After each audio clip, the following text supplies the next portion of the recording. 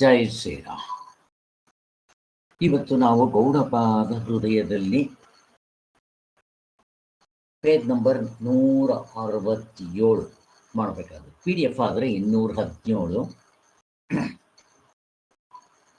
ಈ ಟಾಪಿಕ್ ಹೆಸರು ಜ್ಞಾನವು ಬಂದಾಗ ಪರಮಹಂಸ ಪರಿವ್ರಾಜ್ಯವು ತಾನಾಗಿಯೇ ಉಂಟಾಗುತ್ತದೆ ಅಂತ. ಆದ್ರೆ ಇದನ್ನು ನೋಡೋಕ್ ಮೊದಲು ಹಿಂದೆ ಏನಾಗಿತ್ತು ಸ್ವಲ್ಪ ಮೇಲ್ಕಾಕೊಂಡು ಹೋಗ್ಬೇಕಲ್ಲ.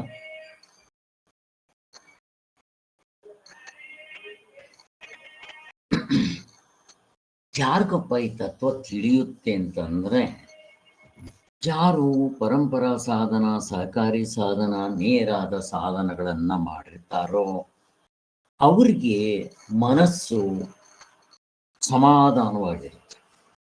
ಸಮಾಹಿತ ಚಿತ್ತರಾದವರಿಗೆ ಮಾತ್ರ ಈ ವೇದಾಂತದಲ್ಲಿ ಹೇಳಿರೋ ತತ್ವ ಅನುಭವಕ್ಕೆ ಬರುತ್ತೆ. ಇದು ಮಾಡ್ಕೊಳ್ಳೋದಕ್ಕೆ ಸಾಧನೆಗಳು ಮಾಡಬೇಕು ಅಂತ ಹೇಳೋದು ಅನ್ನೋದು ಹಿಂದೆ ನೋಡಿದ್ದಾಯ್ತು.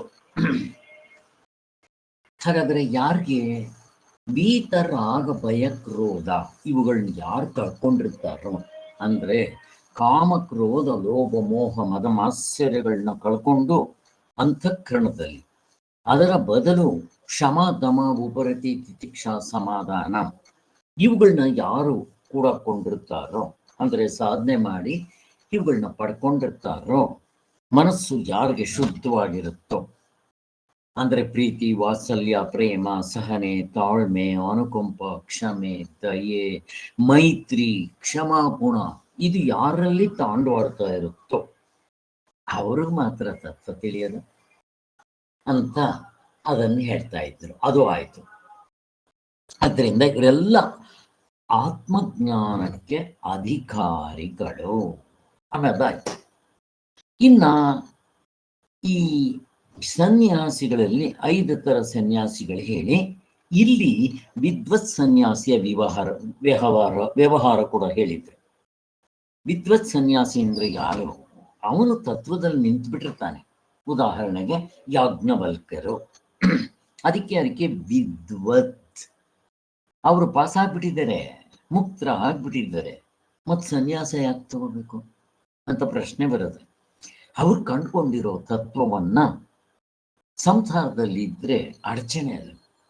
ಅದಕ್ಕೋಸ್ಕರ ಸನ್ಯಾಸ ದೀಕ್ಷೆ ತಗೊಂಡ್ರೆ ಅವರು ದೇಹ ಬಿಡೋ ಅಷ್ಟೊತ್ತಿಗೆ ಎಷ್ಟು ಜನಕ್ಕಾದ್ರೆ ಅಷ್ಟು ಜನಕ್ಕೆ ತತ್ವವನ್ನ ತಿಳಿಸ್ಕೊಡ್ಬೋದು ಅನ್ನೋ ಒಂದು ಆಸೆ. ಮತ್ತೆ ಆಸೆ ಇದೆ ಅಂದ್ರೆ ಬ್ರಹ್ಮಜ್ಞಾನಿ ಹೇಗಾದ ಅನ್ನೋ ಒಂದು ಪ್ರಶ್ನೆ ಬರುತ್ತೆ. ಎಲ್ಲ ವ್ಯವಹಾರದ ದೃಷ್ಟಿಯಿಂದ, ಪಾರಮಾರ್ಥ ದೃಷ್ಟಿಯಿಂದ ಅಲ್ಲಿ ತಿಳ್ಕೊಬೇಕಾಗಿರೋ ಜಿಜ್ಞಾಸು ಇಲ್ಲ, ಹೇಳ್ಕೊಡೋ ಗುರು ಇಲ್ಲ, ಇದೆಲ್ಲ ಇರುತ್ತೆ. ಆದ್ರೆ ನಾವು ಅದಕ್ಕೆ ವ್ಯವಹಾರ ದೃಷ್ಟಿ, ಪರಮಾರ್ಥ ದೃಷ್ಟಿ.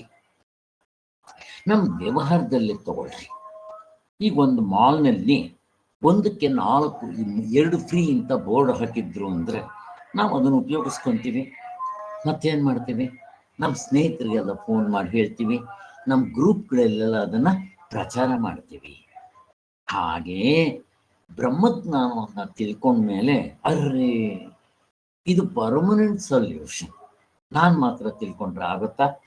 ಬೇರೆಯವರು ಕೂಡ ಇದು ತಿಳ್ಕೊಬೇಕಲ್ಲ ಅಂತ ಅವನು ಕರುಣೆಯಿಂದ, ಆ ಕರುಣೆ ಅನ್ನೋದು ಅವನಿಗೆ ಹರಿತಾ ಇರುತ್ತೆ, ಕರುಣಾ ವಾತ್ಸಲ್ಯ.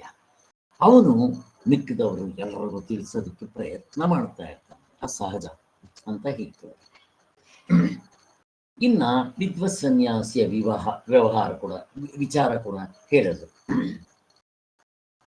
ಮತ್ತವನು ಹೇಗೆ ವ್ಯವಹಾರ ಮಾಡ್ತಾನೆ ಮುಕ್ತನಾದ್ಮೇಲೆ? ಜನಕನಂತೆ, ಯಾಜ್ಞವಲ್ಕರಂತೆ. ನೋಡ್ರಿ, ಇವರಾದ್ರೂ ಸನ್ಯಾಸ ದೀಕ್ಷೆ ತಗೊಂಡು ಹೆಂಡತಿ ಮಕ್ಳು ಯಾರು ಇರ್ಲಿಲ್ಲ, 2 ಹೆಂಡತಿ ಇದ್ದಿರು ಅಂತ ಹೇಳ್ತಾರೆ. ಅವ್ರನ್ನ ಬಿಟ್ಟು ಮತ್ತೆ ಕಾಡಿಗೆ ಹೊರಟ್ಬಿಟ್ರು. ಆದ್ರೆ ಈ ಜನಕ ಮಹಾರಾಜ ಮುಕ್ತನಾಗ್ಬಿಡ್ತಾನೆ ಸಾಧನೆ ಮಾಡಿ. ಮುಕ್ತನಾದ್ಮೇಲೆ ಏನಾಗುತ್ತೆ? ಅವನು ಆಕ್ಚುಲಿ ಸನ್ಯಾಸ ತಗೊಂಡು ಕಾಡಿಗೆ ಹೋಗ್ಬಿಡ್ಬೇಕು ಅಂತ ಯೋಚನೆ ಮಾಡ್ತಾ ಇರ್ತಾನೆ. ಹೆಂಡ್ತಿದ್ದೀರಿ ಇಂಥವ್ರು ಸಿಗ್ಬೇಕಪ್ಪ ಮುಕ್ತರಾಗ್ಬೇಕಾದ್ರೆ. ಆ ಹೆಂಡತಿ ಹೇಳ್ತಾಳೆ, ನೀವು ಕಾಡಿಗೆ ಹೋದ್ರೆ ಮತ್ತೆ ಕಷ್ಟಪಡ್ಬೇಕು, ನೀವೇನು ಹೋಗ್ಬೇಡ್ರಿ, ನಿಮಗೆ ನಾನು ಒಂದು ತೊಂದರೆ ಕೊಡೋದಿಲ್ಲ, ನಿಮ್ಮಷ್ಟಿಗೆ ನಿಮಗೆ ಒಂದು ಕುಟೀರ ಕಟ್ಕೊಡ್ತೀನಿ, ಅಲ್ಲಿ ನಿಮ್ಗೇನು ತೊಂದರೆ ಆಗದೆ ಇರೋಂಗೆ ನಾವು ನೋಡ್ಕೊಂತೀವಿ. ನೀವು ಯಾರ ತಂಟೆಗೂ ಬರ್ಬೇಕಾಗಿಲ್ಲ. ರಾಜ್ಯವನ್ನು ನಾನು ರಾಜ್ಯಭಾರ ಮಾಡ್ತೀನಿ, ಹೋಗ್ರಿ ಕೂತ್ಕೊಳ್ರಿ, ಸಾಧನೆ ಮಾಡ್ರಿ, ನೀವು ಮಾಡಿ ಮುಕ್ತರಾದ್ರೆ ನಮಗೂ ಸಂತೋಷ. ಬಾ, ನಂಗೆ ಎಷ್ಟು ಜನ ಸಿಗ್ತಾರಪ್ಪ ಇಂಥ ಹೆಂಡ್ತಿದ್ದೀರ. ಗಂಡನಿಗೆ ಇಂಥವ್ರು, ಹೆಂಡತಿಗೆ ಇಂಥವ್ರು ಸಿಕ್ಕಿದ್ರೆ ಎಷ್ಟು ಚೆನ್ನಾಗಿರುತ್ತೆ. ಏನಾದ್ರು ಸುಲಭ ಅಲ್ಲ, ಎಲ್ರಿಗೂ ಸಿಗೋದಿಲ್ಲ. ಕೊನೆಗೆ ಏನಾಯ್ತು, ಅವನು ಹಾಗೆ ಆಗ್ಲಿ ಅಂತ ಹೇಳಿ ಅವನಿಗೇನು ತೊಂದರೆ ಇಲ್ದಂಗೆ ಒಂದು ಕಡೆ ಕೂತ್ಕೊಂಡು 3 ಹೊತ್ತು ಅವನು ಸಾಧನೆ ಮಾಡ್ದ, ಮುಕ್ತನಾಗ್ಬಿಟ್ಟ. ಹೇಗಿದೆ ನೋಡ್ರಿ ಜನಕ ಮಹಾರಾಜ. ವಸಿಷ್ಠರು ಕೊಡ್ಬೇಕಾಗಿರೋ ತೀರ್ಮಾನವನ್ನ ಜನಕ ಮಹಾರಾಜ ಕೊಡ್ತಾನೆ ಶ್ರೀರಾಮಚಂದ್ರ ಮತ್ತು ಭರತನಿಗೆ. ಹೆಂಗಿರುತ್ತೆ ನೋಡಿ. ಏನು ವಸಿಷ್ಠರು ಗೊತ್ತಿರ್ಲಿಲ್ವ ಈ ತೀರ್ಮಾನ ಕೊಡೋದಿಕ್ಕೆ? ನಾ ಪ್ರಶ್ನೆ ಕೇಳ್ತೀನಿ, ವಸಿಷ್ಠರು ಗೊತ್ತಿರ್ಲಿಲ್ವಾ ಈ ತೀರ್ಮಾನ ಕೊಡ್ಲಿಕ್ಕೆ? ಗೊತ್ತಿತ್ತು ಸರ್. ಮತ್ತೆ ಯಾಕೆ ಮಾಡಿದ್ರ ಹಂಗೆ?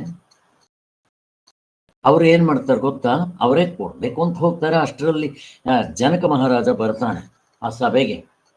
ಅವ್ರ ಮಕ್ಕಳು ನೋಡ್ಬೇಕು ಅಂತ ಬರ್ತಾನೆ. ಗೊತ್ತಾಗುತ್ತ ಅವನಿಗೆ ರಾಮ ಲಕ್ಷ್ಮಣ ಸೀತೆ ಕಾಡ್ಗೆ ಹೋಗ್ಬಿಟ್ಟಿದ್ದಾರೆ ಅಂತ. ಭರತ ಹೋಗ್ತಾ ಇದ್ರೆ ಭರತ ಅವ್ರಿಗೆಲ್ಲ ಹೇಳಿ ಕಳಿಸ್ತಾನೆ, ನಾನು ಹೋಗ್ತಾ ಇದ್ದೀನಿ, ನೀವು ಬರಂಗಿದ್ರೆ ಬನ್ನಿ, ನೀವು ಬಂದಿದ್ದರೆ ರಾಮನಿಗೆ ಕನ್ವಿನ್ಸ್ ಮಾಡಿ ಕರ್ಕೊಂಡ್ಬರೋಣ ಬಾ.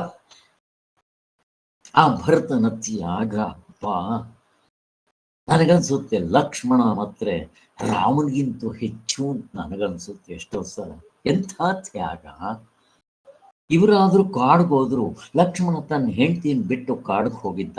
ಬಟ್ ಭರತ ರಾಜ್ಯದಲ್ಲೇ ಇದ್ದು, ರಾಜ್ಯದಕ್ಕಿಂತ ಹೊರಗಡೆ ಒಂದು ಕುಟೀರವನ್ನ ಕಟ್ಕೊಂಡು ಹೆಂಡತಿ ಜೊತೆಲ್ಲೂ ಜೀವನ ಮಾಡದೆ ಅಲ್ಲಿ ಗಡ್ಡೆಗೆನ್ಸ್ ತಿನ್ಕೊಂಡು ಜೀವನ ಮಾಡಿದ್ನಲ್ಲ. ಯಾವಾಗ ಬರುತ್ತೆ ನಮ್ಗೆ? ನಾವುಗಳು ಅಣ್ಣ ತಮ್ಮಂದ್ರಿಗೆ ಎಷ್ಟು ಇದಕ್ಕೆ ಜಗಳ ಆಡ್ತೀವಿ. ಈ ಅಣ್ಣ ತಮ್ಮಂದ್ರು ನೀನ್ ರಾಜ್ಯವಾಗ್ಬೇಕು ಅಂತ ಒಬ್ರಿಗೊಬ್ರಿಗೆ ಪೈಪೋಟಿ. ಇದನ್ನ ನೋಡಿದ್ರೆ ಏನನ್ಸುತ್ತೆ? ಅಂಥ ರಾಮರಾಜ್ಯದಲ್ಲಿ ನಾವು ಹುಟ್ಟಿದ್ದೀವಲ್ಲ, ಸದಾ ನಮ್ಗೆ ಹಾಗೆ ನಡ್ಕೊಳಕ್ ಬರದೇ ಇದ್ರೆ ಹಾಳಾಗೋಗ್ಲಿ. ಆ ರಾಜ್ಯದಲ್ಲಿ ಹುಟ್ಟಿದ್ದೀವಲ್ಲ, ಅದೇ ಪುಣ್ಯ ಭಾಗ್ಯ. ರಾಮ ಭರತನಾಗಿ ನಡ್ಕೊಳ್ಳೋದಕ್ಕೆ ಬರದೇ ಇದ್ರೆ ಹೋಗ್ಲಿ. ನಾವು ಒಂದು ಸಾರಿ ರಾಮ ಭರತ ಅಂತಂದ್ರೆ ಉದ್ಧಾರ ಆಗ್ಬಿಡ್ತೀವಿ. ನನಗನ್ಸುತ್ತೆ, ನೆನ್ಸ್ಕೊಂಡ್ರೆ ಇವ್ರನ್ನ ಏನ್ ಖುಷಿ ಆಗುತ್ತೆ ನೋಡ್ರಿ. ಅವನು ಗೆಡ್ಡೆಗೆಣಸು ತಿನ್ಕೊಂಡು ನಮ್ಮಣ್ಣ ಇವಾಗ ಹಾಗಿರ್ತಾನಲ್ಲ ಅಂತ ಹೇಳಿ ಅವನೇನೋ ಪಾದಕಿಗಳು ನೀಸ್ಕೊಂಡ್ಬಿಟ್ಟ, ಹೋಗ್ಬಿಟ್ಟ. ಆಮೇಲೆ ಯೋಚನೆ ಮಾಡ್ದ, ನಾನೆಂತ ದಡ್ಡ, ನಮ್ಮಣ್ಣ ಕಾಡಿನಲ್ಲಿ ನಡಿಬೇಕಾದ್ರೆ ಆ ಪಾದಕಿಗಳನ್ನು ಕಿತ್ಕೊಂಡು ಬಂದಲ್ಲ, ನಾನು ಪಾಪಿ ಅಂತ ಅನ್ಕೊಳಕ್ ಶುರು ಮಾಡ್ದ ಭರತ. ಅವನು ರಾಮ ಪಾದಕಿಗಳು ಇಲ್ಲದೆ ಕಾಡಿನಲ್ಲಿ ಓಡಾಡ್ತಾ ಇದ್ದ. ಎಂಥ ಒಂದು ತ್ಯಾಗ ಜೀವನನಪ್ಪ. ಅಂಥ ಅವತಾರ ಪುರುಷರೇ ಇಷ್ಟು ತ್ಯಾಗ ಮಾಡಿ ನಡ್ಕೊಂಡ್ಮೇಲೆ ನಮ್ಗಿದ್ ಕಷ್ಟನೇನೋ? ಆದ್ರೆ ಕಷ್ಟ ಅಲ್ಲ ನೋಡ್ರಿ, ನಾವು ಯೋಚನೆ ಮಾಡ್ತೀವಲ್ಲ ಇದು. ಆದ್ದರಿಂದ ಆ ಜನಕ ಮಹಾರಾಜ ಅವನಿದ್ದಂಗೆ ಇರ್ಬೇಕಾಯ್ತು. ಕೊನೆಗೇನಾಯ್ತು ನೋಡ್ರಿ, ಇಲ್ಲಿ ಸಂದರ್ಭ ಬಂದಿದ್ದಕ್ಕೆ ಹೇಳ್ತಾ ಇದ್ದೇನೆ. ಕೊನೆಗೆ ಅವನು ಮುಕ್ತನಾಗ್ಬಿಟ್ಟ.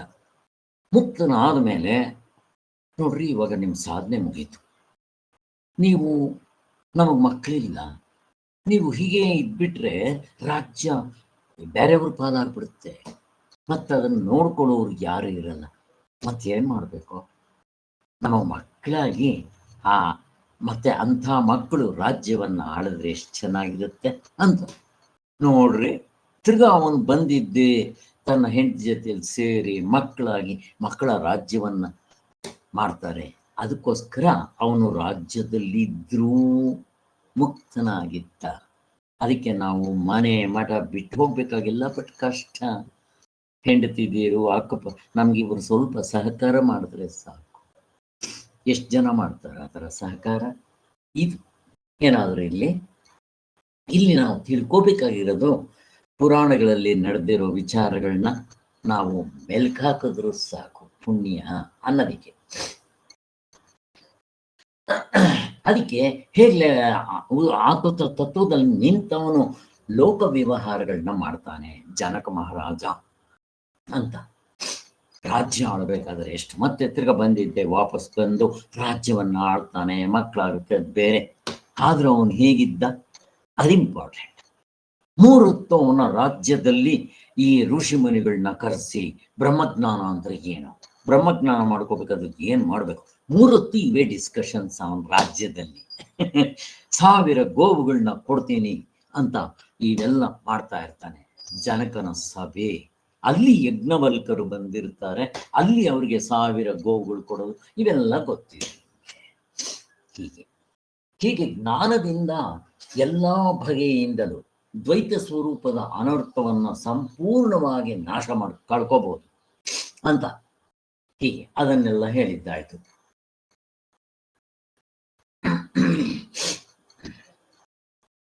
ಆದ್ದರಿಂದ ಈ ಅನಾತ್ಮವನ್ನ ಬಿಟ್ಟು ಆತ್ಮತತ್ವದಲ್ಲಿ ನಿಲ್ಲೋದಿಕ್ಕೆ ಹೀಗೆಲ್ಲ ದಾರಿಗಳು ಬೇಕಾದಷ್ಟಿದೆ ಅಂತ ಹೇಳಿಕೊಡ್ತಾ ಇದ್ದಾರೆ.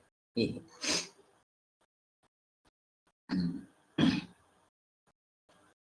ಆದ್ರೆ ಇಲ್ಲಿ ಆತ್ಮಜ್ಞಾನವನ್ನ ಸಂಪಾದಿಸ್ಕೋಬೇಕು ಅನ್ನೋದೇ ಮುಖ್ಯ. ಇನ್ನ ಆತ್ಮದ ಆ ಬ್ರಹ್ಮದಲ್ಲಿ ಆತ್ಮತತ್ವದಲ್ಲಿ ನಿಂತ ಮೇಲೆ ಅವನಿಗೆ ಪ್ರಪಂಚೋಪಶಮಂ ಶಾಂತಂ ಶಿವಂ ಅದ್ವೈತಂ ಇವನ್ನೆಲ್ಲ ಎಕ್ಸ್ಪ್ಲೈನ್ ಮಾಡಿದೆ ಮಾಂಡಿಕ್ಯ ಉಪನಿಷತ್ನಲ್ಲಿ. ಹೇಗೆ ಮತ್ತವನಿಗೇನಾಗಿರುತ್ತೆ, ರಾಗ ಭಯಾದಿ ದೋಷಗಳು ಇರೋದಿಲ್ಲ. ಅಂದ್ರೆ ಈ ಕಾಮ ಕ್ರೋಧ ಲೋಭ ಮೋಹ ಮದಮಾತ್ಸರ್ಯಗಳು ಹೋಗ್ಬಿಟ್ಟು ಆ ಜಾಗದಲ್ಲಿ ಶಮ ದಮ ಉಪರತಿ ತಿತಿಕ್ಷಾ ಇವೆ ಅವು ಆರಿತ್ತು, ಅವು ಹೋಯ್ತು, ಇವು ಬಂತು. ಅಸುರಿ ಗುಣಗಳು, ಇವು ದೈವಿ ಗುಣಗಳು ಅಂತ ಹೀಗೆ ಹೇಳ್ತಾರೆ. ಹೀಗೆ ಮತ್ತೆ ವಾಕ್ಯಜ್ಞಾನವು ಉಂಟಾದ ಮೇಲೂ ಸಾಧನಾಂತರಗಳನ್ನ ಮಾಡಬೇಕೆಂಬ ತಪ್ಪು ಕಲ್ಪನೆಗಳು. ನೋಡ್ರಿ, ಬರೀ ವಾಕ್ಯಜ್ಞಾನದಿಂದಲೇ ಮೋಕ್ಷ ಮಾಡುತ್ತೆ. ಯಾರಿಗೆ? ಉತ್ತಮಾಧಿಕಾರಿಗೆ. ಆದ್ದರಿಂದ ಬರೀ ವಾಕ್ಯಜ್ಞಾನ ಏನದು, ತತ್ವಮಸಿ ಶ್ವೇತಗೆತು, ನೀನೇ ಅದಾಗಿದ್ದೀಯ ಅಂತ. ಅಥವಾ ನಾವು ಅಂಥ ಪುಸ್ತಕಗಳನ್ನ ಓದೋದ್ರಿಂದ ನಮ್ಮ ಅನಾತ್ಮವನ್ನ ಬಿಟ್ಟು ಆತ್ಮನಲ್ಲಿ ಸ್ಟ್ಯಾಂಡ್ ಪಾಯಿಂಟ್ ತಗೊಳಕ್ಕಾಗುತ್ತೆ. ಇಂಥ ಪುಸ್ತಕಗಳನ್ನ ಓದಬೇಕು. ಅದು ಆದರೆ ಉತ್ತಮ ಅಧಿಕಾರಿಗೆ ಸಾಧ್ಯ ಆಗುತ್ತೆ. ನಾವಿದನ್ನು ಓದ್ತಾ ಇರಬೇಕು, ಇನ್ನೊಂದು ಕಡೆ ಇದಕ್ಕೆ ಪ್ಯಾರಲಲ್ ಆಗಿ ಆ ಸಾಧನೆಗಳನ್ನ ಮಾಡ್ಕೊಂಡು ಹೋಗ್ತಾ ಇರಬೇಕು, ಎಷ್ಟಾದ್ರೆ ಅಷ್ಟು.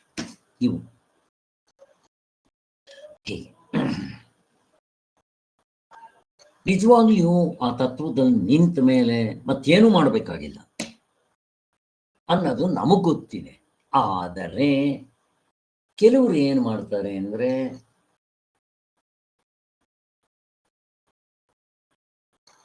ಓಹೋ ಇವೆಲ್ಲ ಆಗಿದೆ, ನಾನು ಸಾರಾಂಶ ಹೇಳ್ಕೊಂಡು ಹೋಗ್ಬೇಕು, ಇವುಗಳನ್ನೆಲ್ಲ ಎಕ್ಸ್ಪ್ಲೈನ್ ಮಾಡೋದು ಬೇಡ.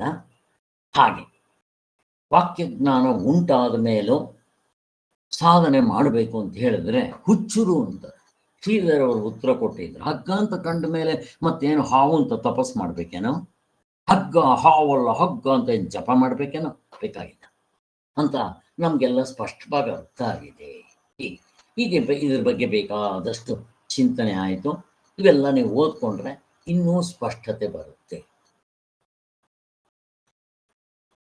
ಶಬ್ದಜ್ಞಾನಕ್ಕೆ ಸಾಧನವು ಬೇಕೇ.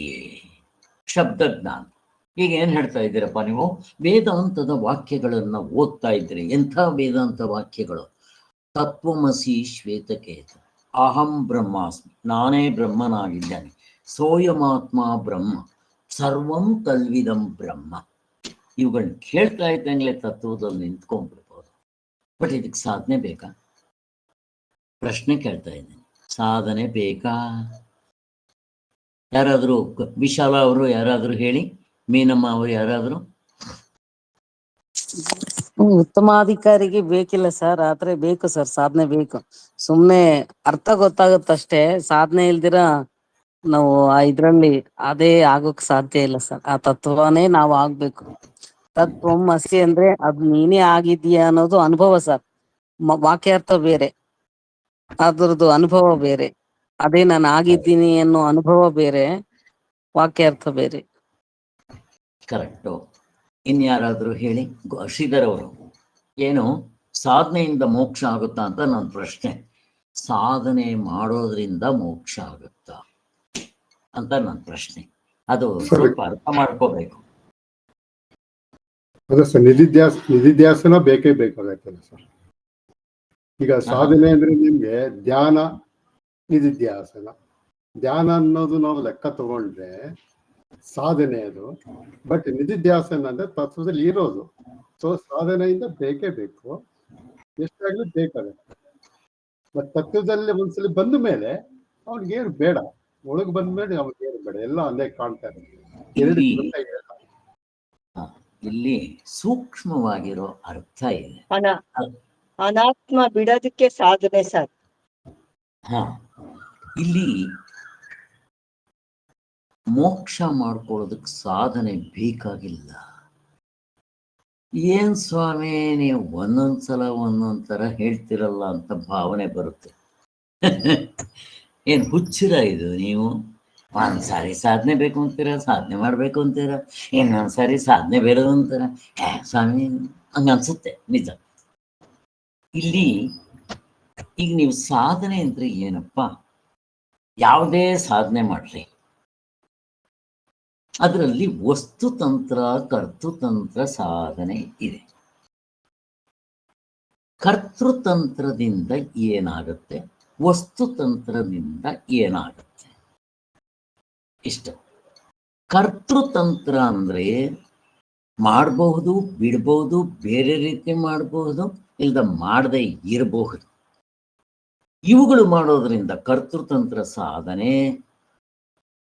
ಹೋಗಬಹುದು, ಪಡಿಬಹುದು, ಅದು ಬೇರೆ ಲೋಕದಲ್ಲಿ, ಬೇರೆ ದೇಶದಲ್ಲಿ, ಬೇರೆ ಕಾಲದಲ್ಲಿ, ಬೇರೆ ಶರೀರದಲ್ಲಿ ಹೋಗಿ ಪಡೆಯೋದು, ಇದು ಕರ್ತೃತಂತ್ರ ಸಾಧನೆ. ಈಗ ಸ್ವರ್ಗಕ್ಕೆ ಹೋಗ್ಬೇಕು, ಪುತ್ರ ಕಾಮೇಷ್ಟಿ, ನನಗೆ ಮಕ್ಕಳಾಗಬೇಕು. ಚೆನ್ನಾಗಿ ಅರ್ಥ ಮಾಡ್ಕೋಬೇಕು, ಸೂಕ್ಷ್ಮವಾಗಿದೆ. ನಿಜವಾಗ್ಲೂ ಮುಕ್ತನಾಗೋದಿಕ್ಕೆ ಸಾಧನೆ ಬೇಕಾಗಿಲ್ಲ. ಹಾಗಾದ್ರೆ ಸಾಧನೆ ಬೇಕು ಅಂತ ನೀವೇ ಹೇಳ್ತೀರಲ್ಲ.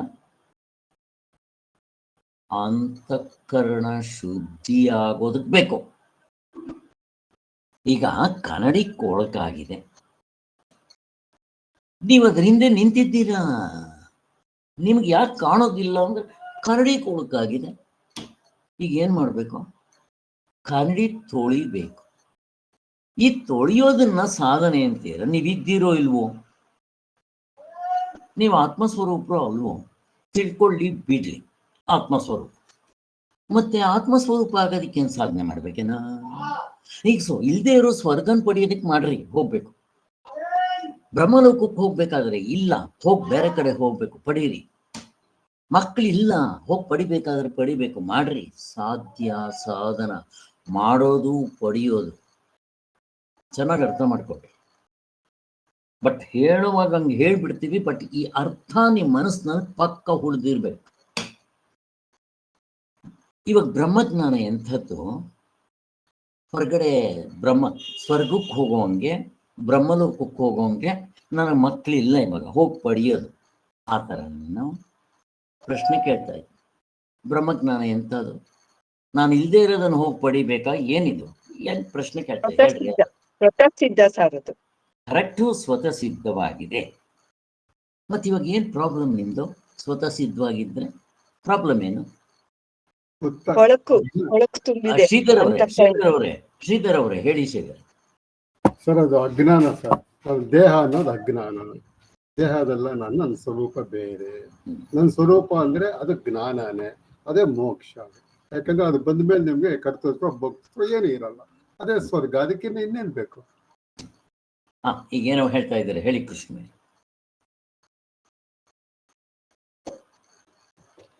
ಅದೇ ಸರ್, ಅಂತಃಕರಣ ಶುದ್ಧ ಆಗಿಲ್ಲ, ಅದನ್ನ ಶುದ್ಧ ಮಾಡ್ಕೊಳ್ಳೋದಕ್ಕೆ ಸಾಧನೆ ಅಂತ ಹೇಳಿದ್ರು ಸರ್. ಇಲ್ಲಿ ನಾವು ಆತ್ಮಸ್ವರೂಪರ ಆಗ್ಬಿಟ್ಟಿದ್ದೀವಿ, ತಿಳ್ಕೊಳ್ಳಿ, ಬಿಡ್ಲಿ. ಹಗ್ಗ ಇದ್ದು ಬಿಟ್ಟಿದೆ. ನೀವು ಸಾಧನೆ ಮಾಡೋದ್ರಿಂದ ಹಗ್ಗ ಅಂತಂದು ಏನ್ ಸೃಷ್ಟಿ ಮಾಡ್ಬೇಕಾಗಿಲ್ಲ, ಹಗ್ಗವಂತ ಅಂದು ಇಡಬೇಕಾಗಿಲ್ಲ, ಇದ್ದು ಬಿಟ್ಟಿದೆ. ನೀನ್ ತಪ್ಪ ತಿಳ್ಕೊಂಡಿದ್ದೀಯ ಅಷ್ಟೇ. ಆದ್ದರಿಂದ ನೀನ್ ತಿಳ್ಕೊಂಡಿರೋ ರಾಂಗ್ ನಾಲೆಡ್ಜ್ ಹೋಗ್ಬೇಕು. ಅಂದ್ರೆ ಇಲ್ಲಿ ಹಗ್ಗನ್ ನೋಡುವಂಗೆ ಹಗ್ಗನ್ ತೋರ್ಸಕ್ಕಾಗೋದಿಲ್ಲ. ಯಾಕೆ?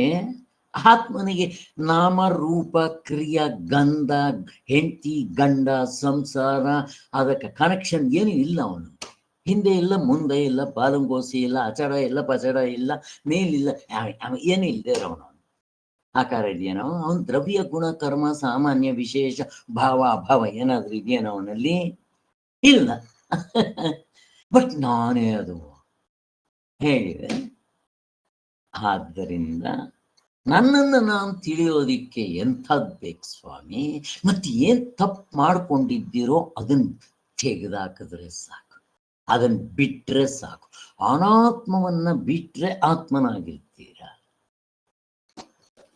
ಇಷ್ಟೇ, ಏನ್ ಸಾಧನೆನೂ ಬೇಕಾಗಿಲ್ಲ ಅಂತ ಹೇಳ್ತಾರೆ. ಮೊದಲು ನಮ್ಗೆ ಕನ್ಫ್ಯೂಷನ್ ಆಗ್ತಾ ಇತ್ತಿದ್ದು. ಒಂದ್ಸರಿ ಸಾಧನೆ ಬೇಕು ಅಂತಾರೆ, ಒಂದ್ಸಾರಿ ಸಾಧನೆ ಬೇಕಾಗಿ ಹುಚ್ಚುರ ಅಂತ ಅನ್ನಿಸ್ತಾ ಇತ್ತು. ಬಟ್ ನೀವು ಅರ್ಥ ಮಾಡ್ಕೋಬೇಕು, ಈಗ ಸಾಧನೆ ಯಾವುದಕ್ಕೆ ಬೇಕು? ಸಾಧನೆ ಅಂದ್ರೆ ಸಾಧ್ಯ ಸಾಧನೆ ಮಾಡಿ ಪಡೆಯೋದು. ಬೇರೆ ಲೋಕ, ಬೇರೆ ಕಾಲ, ಬೇರೆ ಶರೀರ ಇವೆಲ್ಲ ಬೇರೆ. ಕೆಲವು ಈ ಶರೀರದಲ್ಲೇ ಆಗುತ್ತೆ, ಅದು ಬೇರೆ. ಪುತ್ರ ಕಾಮೇಷ್ಟಿ ಯಜ್ಞ ಮಾಡಿದ್ರೆ ಈ ಶರೀರದಲ್ಲೇ ನನ್ನ ಮಕ್ಕಳಿಲ್ಲ, ಹೋಗಿ ಪಡೆಯೋದು. ಈಗ ನೀವು ಬ್ರಹ್ಮ ಆಗಿಲ್ವೇನೋ? ಸಾಧನೆ ಮಾಡಿ ಬ್ರಹ್ಮ ಆಗ್ಬೇಕೇನೋ? ಆಗಿದ್ದೀವಿ. ಬಟ್ ನಾನು ತಪ್ಪಾಗಿ ತಿಳ್ಕೊಂಡಿದ್ದೀನಿ. ಹಾವು ಅಂತ ಇರೋದು ಹಗ್ಗ, ನಾನು ಆತ್ಮಸ್ವರೂಪವೇ. ಅದನ್ನು ಯಾರು ಕೊಡೋಕ್ ಬರೋದಿಲ್ಲ, ಇಸ್ಕೊಳಕ್ಕೂ ಬರೋದಿಲ್ಲ. ಅಕಸ್ಮಾತ್ ಯಾರಾದ್ರೂ ಕೊಟ್ರೆ ತಿರ್ಗಾ ಅದು ಕಳೆದೋಗ್ಬಿಟ್ರೆ ಮತ್ತೆ ಯಾರು ಆ ತಿರ್ಗಾ ಕಿತ್ಕೊಂಡ್ರೆ ಏನ್ ಮಾಡ್ತೀರಾ?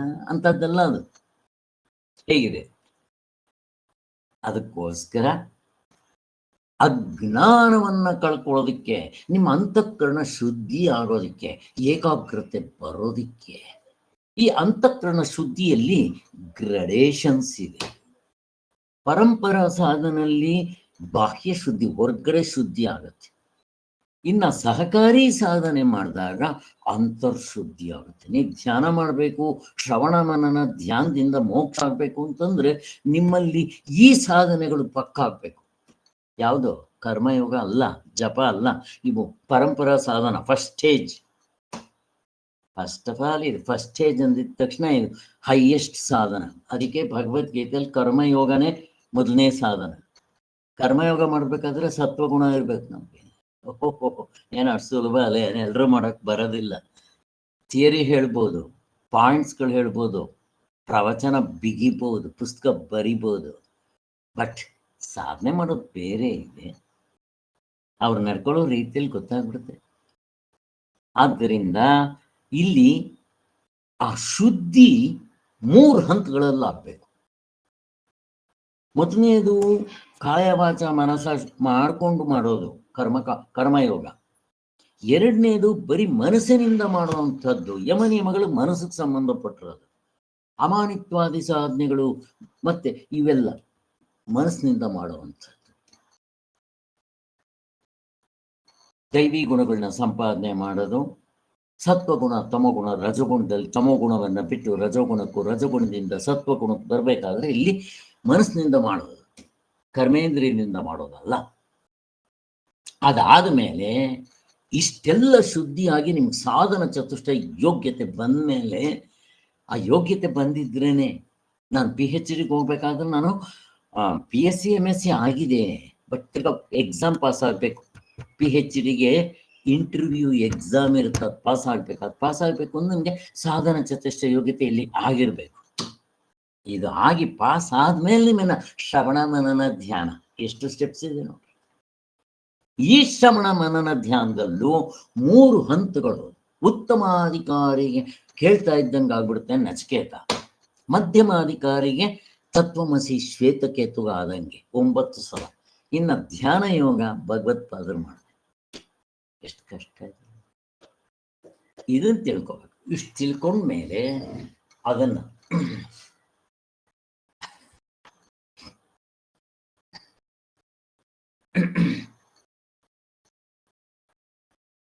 ಅಷ್ಟಾಯ್ತು.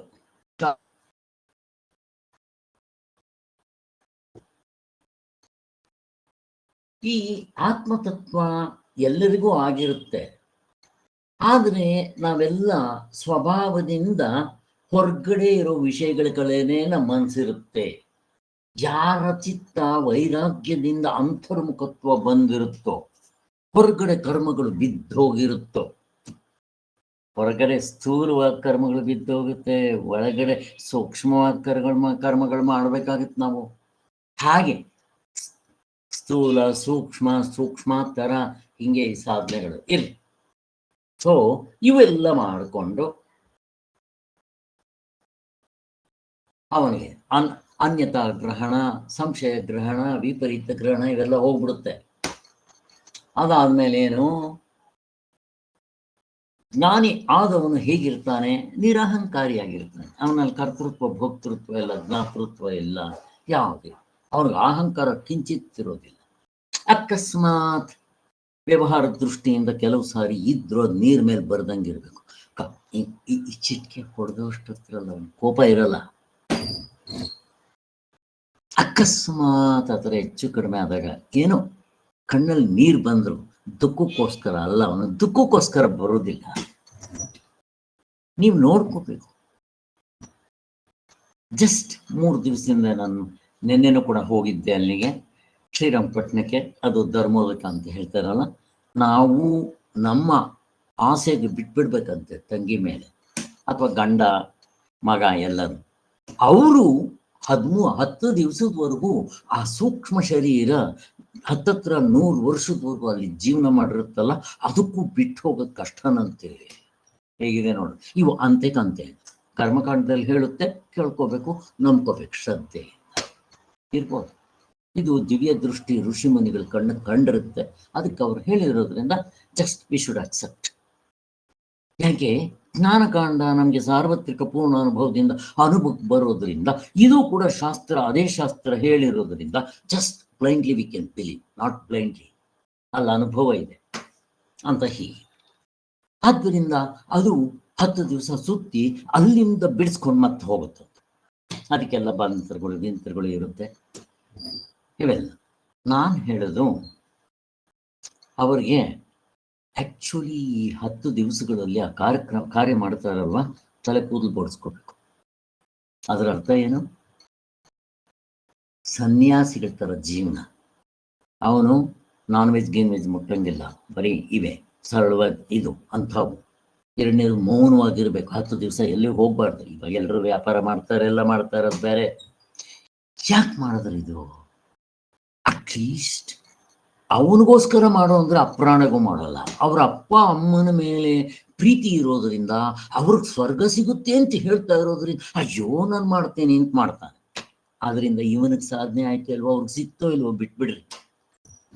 ಈ ಮಗನವನು ಮಾಡಿದ್ನೋ ಇಲ್ವೋ, ಕೂದಲು ಬಡಿಸ್ಕೊಂಡ ಸ್ವಲ್ಪ ಆಮೇಲೆ ಮನೆಯಲ್ಲಿ ಇರಬೇಕು. ಅವಾಗ ಏನು ಮಾಡಬೇಕು? ಗರುಡ ಪುರಾಣ ಓದಿಸ್ಬೇಕು. ನಾನು ನನ್ನ ಅಳಿಯ ಅಂದ್ರೆ ನನ್ನ ತಂಗಿ ಮಗನಿಗೆ ಈ ನಾವು ಅಂತ್ಯಕಾಲದಲ್ಲಿ ಪರಮಾತ್ಮ ಸರ್ ಮನೆ ಕಳಿಸಿದ್ದೆ. ನಾನು ಹೇಳಿದೆ, ನಿಮ್ಮೂರಿನಲ್ಲಿ ಒಂದು ನೀವು ಅದ್ರ ಇಂಟ್ರೆಸ್ಟಿಂದ ಹೇಳ್ರಿ, ಇಬ್ಬರು ಕೇಳ್ರಿ, ಒಬ್ಬರು ಕೇಳ್ರಿ, ನಮ್ಮ ಬೇಕಂದ್ರೆ ನಿಮ್ಮ ಮನೇಲಿ ಇಟ್ಕೊಂಡು 10 ದಿವಸ ಮಾಡ್ತೀನಿ, ದಿನ ಮಾಡುತ್ತೆ. ಯಾರಿಗೂ ಆಸಕ್ತಿ ಇಲ್ಲ, ಬೇಕಾಗೋದಿಲ್ಲ. ಯಾರು ಏನು ಮಾಡಬೇಕು ಏನು? ಎಷ್ಟು ಜನ ಪೂಜಾರರಿಗೆ ಚೀಟಿ ಕೊಡ್ತೀನಿ, ನಾನು ದೇವ್ರು ನೋಡಿದ್ದೀನಿ, ನಿಮಗೆ ತೋರಿಸ್ತೀನಿ, ಇಷ್ಟ ಇದ್ರೆ ನನ್ನ ಜೊತೆ ನಾನು 1.5 ಗಂಟೆ ಕೂತ್ಕೊಳ್ರಿ ಅಂತ. ಯಾರ ಒಬ್ರು ಕ್ಯೂರಿಯಾಸಿಟಿಗೆ ದೇವ್ರು ನೋಡಿದ್ದೀನಿ ಅಂತಾರೆ ಇವರು. ನಾನು ದೇವ್ರು ನೋಡಿದ್ದೀನಿ ಅಂದ್ರೆ ಮೋಕ್ಷ ಆಗಿಲ್ಲ, ಆತ್ಮತತ್ವವನ್ನು ಗುರುಸಿದ್ದೀನಿ. ಇಲ್ಲಿವರೆಗೂ ನಾನು ಚೀಟಿಗಳು ಹೊರಗಡೆ ಹೋದ್ರೆ ನನ್ನ ಹತ್ರ ಒಂದು 10-20 ಇಟ್ಕೊಂಡಿರ್ತೇನೆ. ಎಲ್ಲ ಖರ್ಚಾದ್ರೆ ಮತ್ತೆ ಹಾಕೊಂತಾರೆ. ನನ್ನ ಹತ್ರ 10,000 ಪಾಂಪ್ಲೆಟ್ಸ್ ಇತ್ತು, ಇದೆ ಹರ್ಬಲೈಫ್ ಕೊಡ್ಸಿದ್ದು. ಎಲ್ಲಿ ಹೋದ್ರು ನಾನು ಸುಮ್ಮನೆ ಕೊಡ್ತಾ ಇರ್ತೇನೆ. ನಿಮಗೆಲ್ಲ ಗೊತ್ತು, ನನ್ನ ಜೊತೆಲಿ ಬಂದವರಿಗೆ ಯಾರಾದರೂ ಒಬ್ರು ಫೋನ್ ಮಾಡಿ ಕೇಳಿದ್ರೆ ಬೇಕಾಗಿಲ್ಲ ಸ್ವಾಮಿ. ಬರ್ತಾ ನನಗೂ ಎಷ್ಟು ಬಡ್ಕೊಂಡು ಯಾರಿಗೇನು ಬೇಕಾಗಿಲ್ಲ. ಆದ್ರೆ ನನ್ನ ನೇಚರ್ ಹೋದಾಗ ಕೊಡೋದು. ಯಾರೋ ಒಬ್ರು ಯಾವ ಹುತ್ತದಲ್ಲಿ ಯಾವ ಹಾವಿದೆಯೋ ನಮಗೆ ಗೊತ್ತಿಲ್ಲ, ಬೀಜ ಹಾಕ್ಬಿಡ್ತೀವಿ, ಎಲ್ಲೋ ಮಳೆ ಬಂದು ಅದು ಚಿಗುರ್ಕೋಬೋದು. ಏನಾದರೂ ಇಟ್ಕೊಳ್ಳಿ. ಇಲ್ಲಿ ಹೀಗೆ ಇವತ್ತು ಯಾವುದೋ ಒಂದು ದೇವಸ್ಥಾನಕ್ಕೆ ಹೋಗಿದ್ದೆ, ಶಿವನ ದೇವಸ್ಥಾನಕ್ಕೆ. ನಾನೇನು ದೇವಸ್ಥಾನಗಳಿಗೆ ಅಂತ ಹೋಗಲ್ಲ, ಯಾವುದೋ ಪುಸ್ತಕ ಕೊಟ್ಟಿದ್ದೆ ಒಬ್ಬರಿಗೆ. ಕೆಲಸದವ್ರು ಪುಸ್ತಕ ಕೊಟ್ಟರೆ ಅದನ್ನು ಕೇಳಿದ್ರೆ ತಂದು ಕೊಡೋಕ್ಕಾಗೋದಿಲ್ಲ. ಏನು ಹೇಳ್ತೀವಿ, ಓದೋದಷ್ಟರಲ್ಲಿ ಏನೋ ಪಾಪ ಓದ್ಲಿ ಅಂತ ಕೊಟ್ಟರೆ ಅವ್ರ ಮನೆಗೆ ಹೋಗಿಸ್ಕೊಂಡ್ಬರ್ಬೇಕು. 20 ಸಲ ಹೇಳಿದ್ರು, ಕೊಟ್ಟಿದ್ರೆ ಎಲ್ಲ ಇಟ್ಬೇಡಿ ನೀವೇ ಇರಲಿ, ಏನಾದರೂ ಇರಲಿ. ಹಂಗೆ ಬರ್ತಾ ದೇವಸ್ಥಾನ ಆಯಿತು, ಇವತ್ತು ಬೆಳಗ್ಗೆ ಹೋಗಿ ನೋಡ್ಕೊಂಡು ಬಂದಿದ್ದೆ ಆಯಿತು, ಏನಾದರೂ ಇರಲಿ. ಇಲ್ಲಿ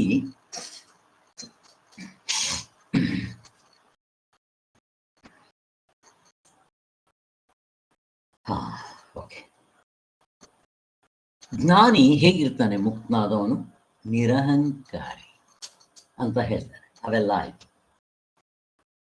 ಇನ್ನ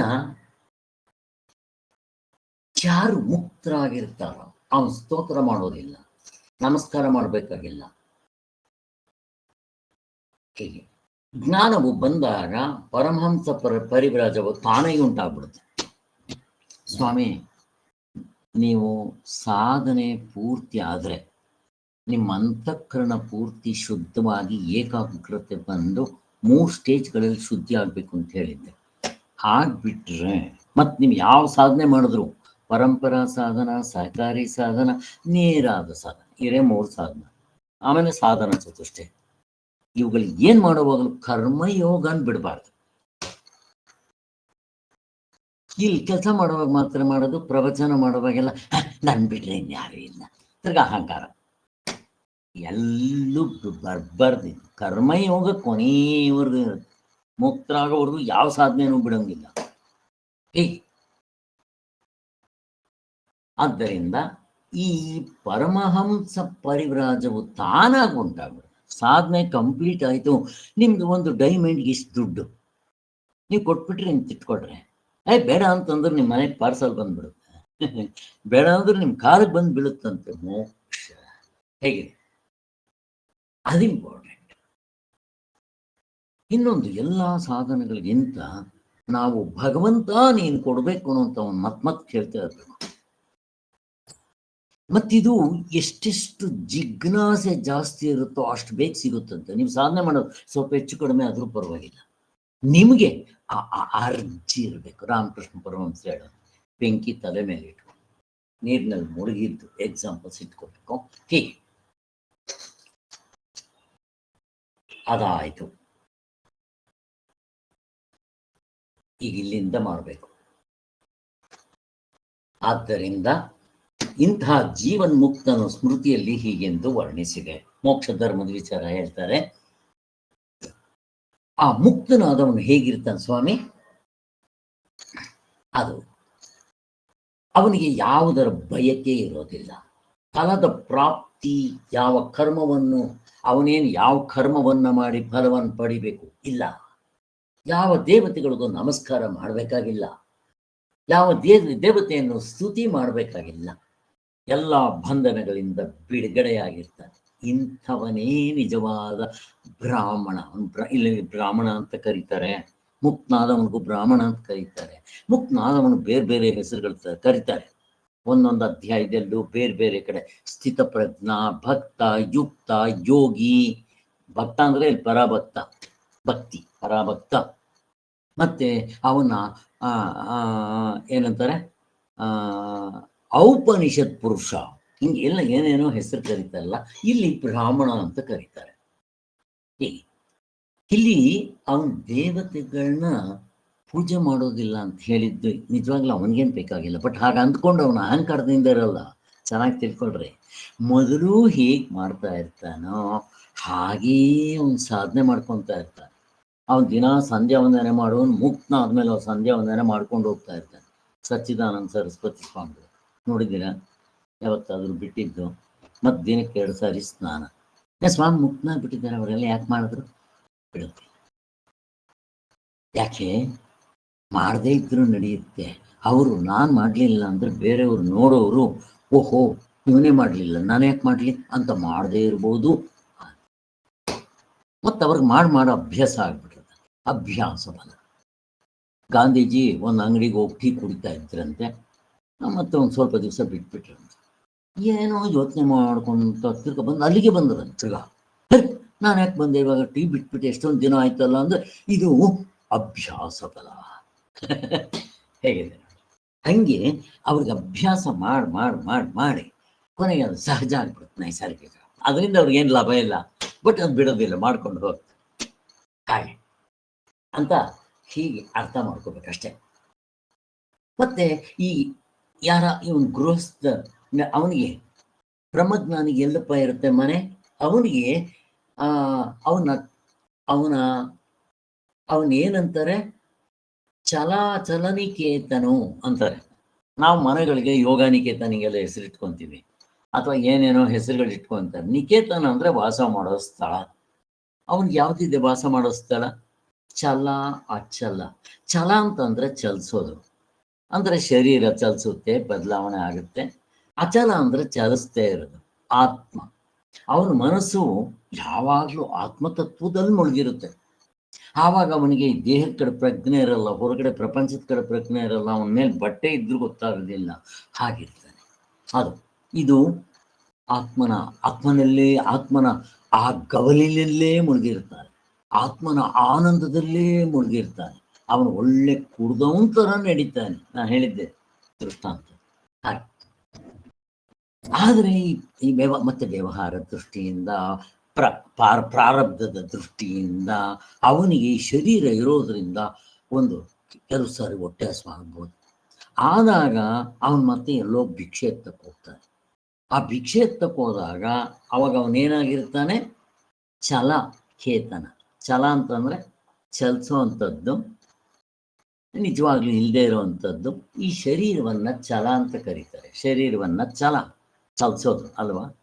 ಮೊಬೈಲ್ ಅಂತ, ಆಂಬುಲೆನ್ಸ್, ಮೊಬೈಲ್ ಅಂತ. ಇನ್ನ ಆಹಾರ ಆಗೋಯ್ತು ಅವನಿಗೆ, ಅದರ ಇನ್ನು ಶರೀರದ ಕಡೆ ಗಮನ ಇರಲ್ಲ, ಅವನ ಆತ್ಮನಲ್ಲೇ ಮುಗಿದಿರ್ತಾನೆ.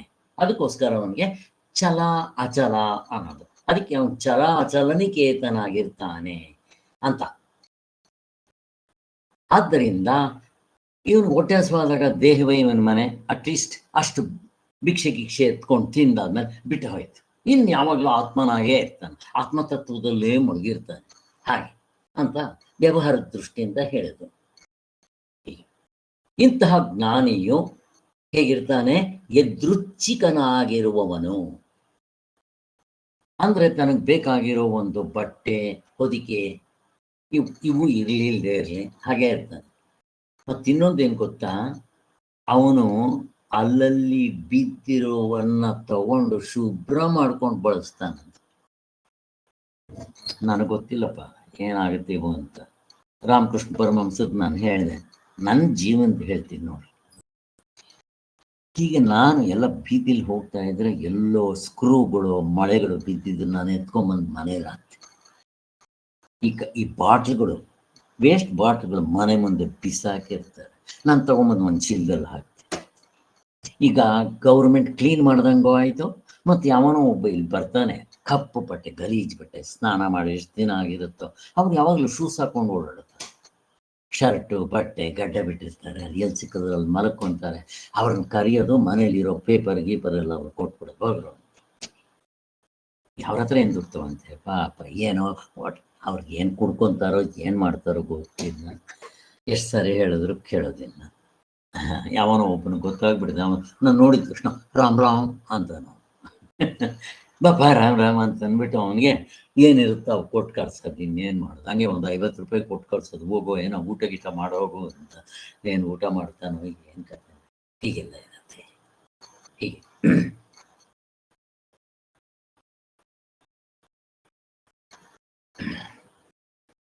ನಮ್ಮ ಆಶ್ರಮದಲ್ಲೂ ಹೇಳ್ತಾ ಇರ್ತಾರೆ, ಇವನ ನಮ್ಮ ಮಿಸಸ್ದು ರಾಮಾಯಣ ನಾನು ತೊಗೊಂಬಂದು ಚೀಲದಲ್ಲಿ ಗೊತ್ತಿಲ್ದಂಗೆ ಹಾಕಿರ್ತೀನಿ, ಅವೆಲ್ಲ ಮುಟ್ಬಾರ್ದು, ನೀನು ಮನೆ ಒಳಗೆ ತರಬಾರ್ದು ಅಂತ ಅವ್ರದ್ದು. ನನಗೆ ಏನೋ ಅನ್ಸಲ್ಲಪ್ಪ, ಏನು ಮಾಡಬೇಕು ಗೊತ್ತಿಲ್ಲ. ಹೀಗೆಲ್ಲ ಆಗ್ತಾ ಇರುತ್ತೆ. ಇರಲಿ, ಅಲ್ಲಿಗೆ ಅವನು ಬುದ್ಧ ಭಿಕ್ಷೆ ಎತ್ತಾ ಇದ್ದ. ಭಿಕ್ಷೆ ಎತ್ತದು ಯಾಕೆ ಅಂದ್ರೆ ನಮ್ಮ ಅಹಂಕಾರ ಹೋಗೋದಿಕ್ಕೆ. ಹೋಗ್ಬೇಕು ಭಿಕ್ಷೆ ಮನೆಗೆ, ಭಿಕ್ಷಾಂತೆ ಅಂತ. ಅಹಂಕಾರ ಹೆಂಗ್ ಕಡಿಮೆ ಆಗ್ಬಿಡುತ್ತೆ ನಮ್ಮಲ್ಲಿರೋ ಅಹಂಕಾರ. ಮೊದಲು ಎಂತೆಂಥದಕ್ಕೆ ಅಹಂಕಾರ ಇತ್ತು ನನಗೆ ಗೊತ್ತಾಗ್ತಾ ಇತ್ತು. ಮೆಜೆಸ್ಟಿಕ್ಕಿಂದ ನಾನು ಸೈಕಲ್ ತುಳ್ಕೊಂಡ್ಬರ್ಬೇಕಾದ್ರೆ ಅಹಂಕಾರ, ನಾನು ತುಳಿಯೋದ ಡಾಕ್ಟ್ರು. ಈರುಳ್ಳಿ ಬ್ಯಾಗ್ ಎತ್ಕೊಂಡು ಹೋಗ್ಬೇಕು ಅಂದ್ರೆ ನಾನ್ಯಾಕೆ ಎತ್ಕೊಂಡು ಹೋಗ್ಬೇಕು, ಯಾರು ನೋಡಿದ್ರೆ ಹೀಗೇನಿಲ್ಲ ತಲೆ ಮೇಲೆ ಇಟ್ಕೊಂಡು ಹೋಗ್ಬಿಡ್ತೇನೆ ಬೇಕಾದ್ರೆ. ಇವು ನಾವು ಈ ಕಡೆ ಆಧ್ಯಾತ್ಮಕ್ಕೆ ಬಂದ ಮೇಲೆ ಈ ಅಡಚಣೆಗಳು, ಹರ್ಡಲ್ಸು ಅದೆಲ್ಲ ಸ್ಥೂಲವಾಗಿರೋ ಟಕ್ಕಂತ ಬಿದ್ದೋಗುತ್ತೆ. ಆಮೇಲೆ ಇನ್ನು ಸೂಕ್ಷ್ಮವಾಗಿರೋ ಈ ಅಹಂಕಾರಗಳು ಬೀಳದಿರುತ್ತೆ. ಇವೆಲ್ಲ ಸ್ಥೂಲ, ಮೊದಲು ಇವು ಬಿದ್ದೋಗುತ್ತೆ. ಆದ್ದರಿಂದ ಅದು ನಾವು ಹೊರಗಡೆ ದೇಶಗಳನ್ನ ನೋಡಿದ್ರೆ ಅಂತೂ ಪ್ರೊಫೆಸರ್ಗಳು ಒಂದು ವೇಸ್ಟ್ ಬ್ಯಾಗ್ ಇಟ್ಕೊಂಡು ಹೋಗ್ತಾ ದಾರಿ ಬಿದ್ದಿರಲ್ಲ ಅಲ್ಲಿ ಅಮೇರಿಕಾದಲ್ಲಿ, ಅವುಗಳನ್ನೂ ಕೂಡ ಪೇಪರ್ ಗೀಪರ್ ಎಲ್ಲ ಹಾಯ್ಕೊಂಡು ಹೋಗ್ತಾರೆ.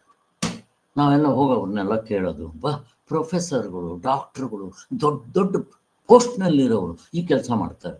ಯಾಕ್ರಿ ನೀವು ಮಾಡ್ತೀರಾ ಅಂತಂದ್ರೆ, ಹೇಗಿದ್ರು ಹೋಗ್ತೀನಿ, ಜಸ್ಟ್ ಐ ಆಮ್ ಕ್ಲೀನಿಂಗ್. ಎಷ್ಟು ಚೆನ್ನಾಗಿದೆ ನೋಡ್ರಿ ಅವ್ರು ಹೆಂಗೆ ಈಗೆಲ್ಲ ಇರುತ್ತಪ್ಪ. ಆದ್ದರಿಂದ ಭಗವದ್ಗೀತೆಯಲ್ಲಿ ಇವೆಲ್ಲ ಹೇಳಿದೆ. ಈಗ ತಿರ್ಗಾ ಮೋಕ್ಷ ಧರ್ಮದಲ್ಲಿ ಇನ್ನೇನು ಹೇಳಿದೆ, ಸ್ತುತಿ ಇಲ್ಲದೆ, ನಮಸ್ಕಾರವಿಲ್ಲದೆ, ಪುಣ್ಯ ಪಾಪಗಳನ್ನ ಬಿಟ್ಟು ಯಾವುದು ಅಂದರೆ ಆಹಾರ ಸ್ವೀಕಾರ ಮಾಡಿ ಅರಣ್ಯದಲ್ಲಿ ಒಂಟಿಯಾಗಿರ್ತಾನೆ ಅಂತ. ಅದ್ವೈತ ತತ್ವವನ್ನು ಅರಿತುಕೊಂಡವರಿಗೆ ಯಾವ ಕ್ರಿಯಾಕಾರಕ ಫಲ ಸಂಪರ್ಕವೂ ಇಲ್ಲ. ಯಾವಾಗ ಜ್ಞಾತೃತ್ವ ಭೋಕ್ತೃತ್ವ ಕಂಡು ಬಿಟ್ಟಿದ ತಕ್ಷಣ ಸೃಷ್ಟಿ ಆಯ್ತು, ಶುರುವಾಯ್ತು ನೋಡ್ರಿ ಸಂಸಾರ. ಇದನ್ನ ಸಂಸಾರ ಅನ್ನೋದು. ಶಂಕರಾಚಾರ್ಯ ಪ್ರಕಾರ ಮದುವೆ ಮಾಡ್ಕೊಂಡ್ರೆ ಸಂಸಾರ ಅಲ್ಲ ಸ್ವಾಮಿ, ಈ ಶರೀರವನ್ನ ನಾನು ಅನ್ಕೊಂಡ್ರೆ ಸಂಸಾರ. ಅನ್ಕೊಳ್ಳೋದೇನು ಬಂತು, ನೀವು ಕಂಡು ಬಿಡ್ರಿ, ಪ್ರತಿದಿನ ಕಂಡು ಬಿಡ್ರಿ, ಹುಟ್ರಿ, ಮಹಾಪ್ರಳಯವಾಗಿ ತಿರ್ಗಾ ಸೃಷ್ಟಿ ಆಗ್ಲಿ, ಈ ಸಂಸಾರ ಶುರುವಾಗ್ಬಿಡುತ್ತೆ. ಇದೇ ಸಂಸಾರ. ಯಾವಾಗ ಕರ್ತೃತ್ವ ಭೋಕ್ತೃತ್ವ ಶುರುವಾಯ್ತು ನಿಮ್ಮ ಸಂಸಾರ. ಇದೇ ಬೀಜ. ಆಮೇಲೆ ಶುರುವಾಯ್ತು ನೋಡ್ರಿ ಮರ, ಹೆಮ್ಮರ ಅಂತ ಹೇಳ್ತಾರೆ. ಏನು ಕ್ರಿಯಾಕಾರಕ ಫಲಗಳು, ಮತ್ತೆ ಕಾಲ ದೇಶ ಕಾರ್ಯಕಾರಣ ಭಾವ, ನಾನಾದ್ಮೇಲೆ ಆದಿಭೌತಿಕ, ನನ್ನ ಹೆಂಡತಿ ಮಕ್ಕಳು ಮನೆ ಮಾಟ, ಆಕಾಶ ಪಂಚಭೂತಗಳು ಎಲ್ಲ ಶುರುವಾಗ್ಬಿಡುತ್ತೆ ಅಂತ ಹೇಳ್ತಾರೆ. ಇವೆಲ್ಲ ಆಗ್ಬಿಡುತ್ತೆ ಅಂತ. ಪರಮಹಂಸ ಪರಿವ್ರಾಜಕನಿಗೆ ಅವನು ಹಿಂಗೆ ಇವೇ ಉಪಯೋಗಿಸ್ಕೊಂಡು ಹಿಂಗಿರ್ತಾನೆ, ಬಟ್ ಅವನಿಗೆ ಇವೇನೂ ಮಾಡೋದಿಲ್ಲ. ಅವನಿಗೆ ಹಾಗೆ ಜ್ಞಾನಿಗಳಾದವರು ಪ್ರಜೆಗಳಿಂದ ನಮ್ಗೇನಾಗಬೇಕಾಗಿಲ್ಲ, ಆತ್ಮನೇ ನಮ್ಮ ಆತ್ಮನು, ಈತನೇ ನಮ್ಮ ಲೋಕವು ಅಂತ ಅವರು ಅನುಭವ ಆಗಿರುತ್ತೆ ಅವರಿಗೆ. ಅಂದ್ರೆ ಹಾಗೆ. ಆದರೆ ಯಾರು ತತ್ವವನ್ನ ಅರಿಬೇಕು ಅಂತ ಪ್ರಯತ್ನ ಮಾಡ್ತಾ ಇರ್ತಾರೋ ಮುಮುಕ್ಷುಗಳು, ಇನ್ನು ತತ್ವ ಅವರೇನು ಸರ್ವ ಕರ್ಮಗಳನ್ನ ಅವುಗಳ ಸಾಧನವಾದ ಯಜ್ಞೋಪವೀತಗಳ ತ್ಯಾಗ ಮಾಡಬೇಕು ಅಂತ. ಅಂದ್ರೆ ಇನ್ನು ಸಾಧನೆ ಮಾಡೋ ಹಂತದಲ್ಲಿರ್ತಾರೆ, ಮುಕ್ತರಾಗಿರಲ್ಲ. ಅವರು ಸನ್ಯಾಸ ದೀಕ್ಷೆ ತಗೊಂಡ್ರೆ ಅವ್ರನ್ನೇನಂತೀರಾ ಪ್ರಶ್ನೆ ಕೇಳ್ತಾ ಇದ್ದಾರೆ. ಅವ್ರನ್ನೇನಂತೀರ ಯಾರಾದ್ರೂ? ಏನಮ್ಮ ವಿಶಾಲ, ಶ್ರೀಧರ್?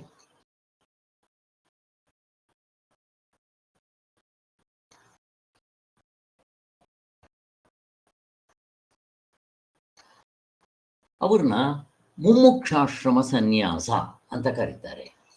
ಹೀಗೆ ಅಂತ ಹೇಳ್ತೀವಿ.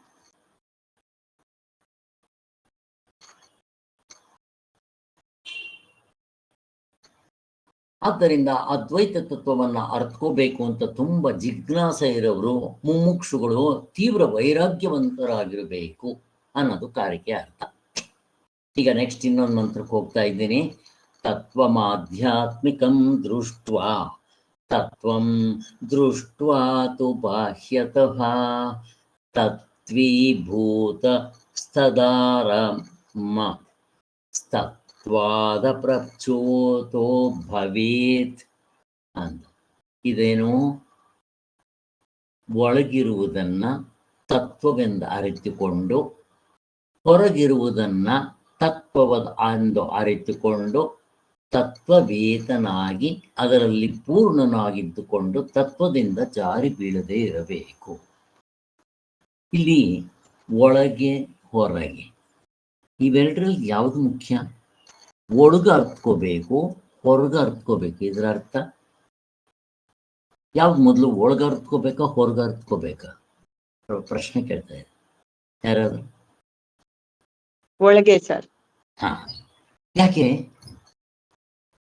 ನನಗೆ ನಾನೇ ಹತ್ತಿರವಾಗಿರೋದು ಸರ್. ಆತ್ಮ ನನ್ನೊಳಗಡೆನೆ ಇರೋದ್ರಿಂದ ಅದಕ್ಕಿಂತ ಹತ್ತಿರವಾಗಿರೋದು ಎಲ್ಲೂ ಇಲ್ಲ ಸರ್. ಅದಕ್ಕೆ ಫಸ್ಟ್ ಒಳಗಡೆ ಅರ್ತ್ಕೊಬೇಕು ಅಂತ. ಸುಲಭ. ಈಗ ನೋಡ್ರಿ, ನಾನು ಅಮೆರಿಕಾಗೆ ಹೋಗ್ಬೇಕು ಅಂತ ನನಗಿಂತ ದೂರ ಹೋಗ್ಬೇಕು. ಅಮೇರಿಕಾ, ಇನ್ನು ಬ್ರಹ್ಮಲೋಕ ಮತ್ತೆ ಸ್ವರ್ಗ ದೂರ ಆಯ್ತದ. ಈಗ ನನ್ನ ಒಳಗಡೆ ಇರೋ ಆತ್ಮನ್ ತಿಳ್ಕೊಳಕ್ಕೆ ಏನಿಲ್ಲ, ಕಷ್ಟ ಆಗತ್ತೇನೋ?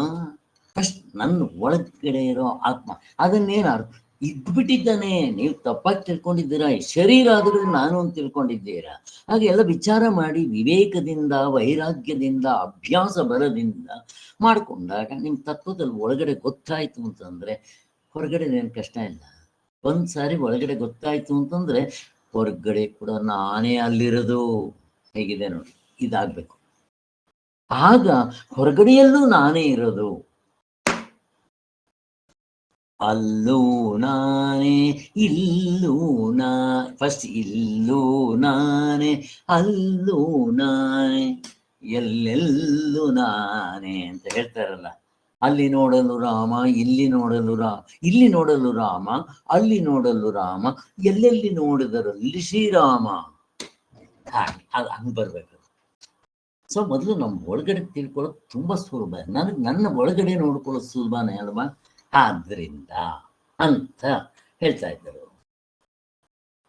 ಒಂದ್ಸಾರಿ ಒಳಗಡೆ ಕಲ್ತ ಮೇಲೆ, ತತ್ವದಲ್ಲಿ ನಿಂತ ಮೇಲೆ ಹೊರಗಡೆ ಏನು ಕಷ್ಟ ಇಲ್ಲ, ತಾನಾಗಿ ಅದು ಫಲ. ಇನ್ನು ಮತ್ತೆ ಜಾರ್ ಬೀಳ್ತೀವಿ ಅನ್ನೋ ಪ್ರಶ್ನೆನೇ ಇಲ್ಲ. ಹಗ್ಗ ಅಂತ ಗೊತ್ತಾದ್ಮೇಲೆ ಮತ್ತೆ ತಪ್ಪಾಗಿ ಅವನು ತಿಳ್ಕೊಂತಾನೇನೋ. ಅವನು ಟಾರ್ಚ್ ಹಾಕಿ ತೋರಿಸಿದ್ದಾನೆ, ನೋಡಿದ್ದಾನೆ, ಹಗ್ಗ ಅಂತ ಗೊತ್ತಾಗಿದೆ. ಮತ್ತೆ ಇನ್ನೊಂದ್ಸರಿ ಸ್ವಾಮಿ ಸ್ವಲ್ಪ ನಾನು ಮತ್ತೆ ಗಟ್ಟು ಮಾಡ್ಬೇಕೇನೋ? ಬೇಕಾಗಿಲ್ಲ.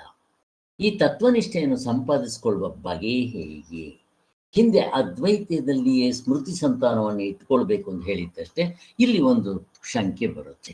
ಇಲ್ಲಿ ತಪ್ಪಾಗಿ ಅರ್ಥ ಮಾಡ್ಕೊಳ್ಳೋರು ಅಂತ ಹೇಳ್ತಾ ಇದ್ದಾರೆ. ಇಲ್ಲಿ ಇದ್ರ ಬಗ್ಗೆ ಸ್ವಲ್ಪ ಪ್ರಶ್ನೆಗಳು ತಗೊಂತಾರೆ, ಶಂಕೆ. ಈಗ ನಮ್ಗೆ ಗೊತ್ತಾಗೋಯ್ತಾ ಮಂತ್ರಕ್ಕೆ ಅರ್ಥ. ಇಲ್ಲಿ ಕೆಲವರು ಏನ್ ಮಾಡ್ತಾರೆ, ತಪ್ಪು ಅಭಿಪ್ರಾಯಗಳು ಮಾಡ್ತಾರೆ. ಏನದು?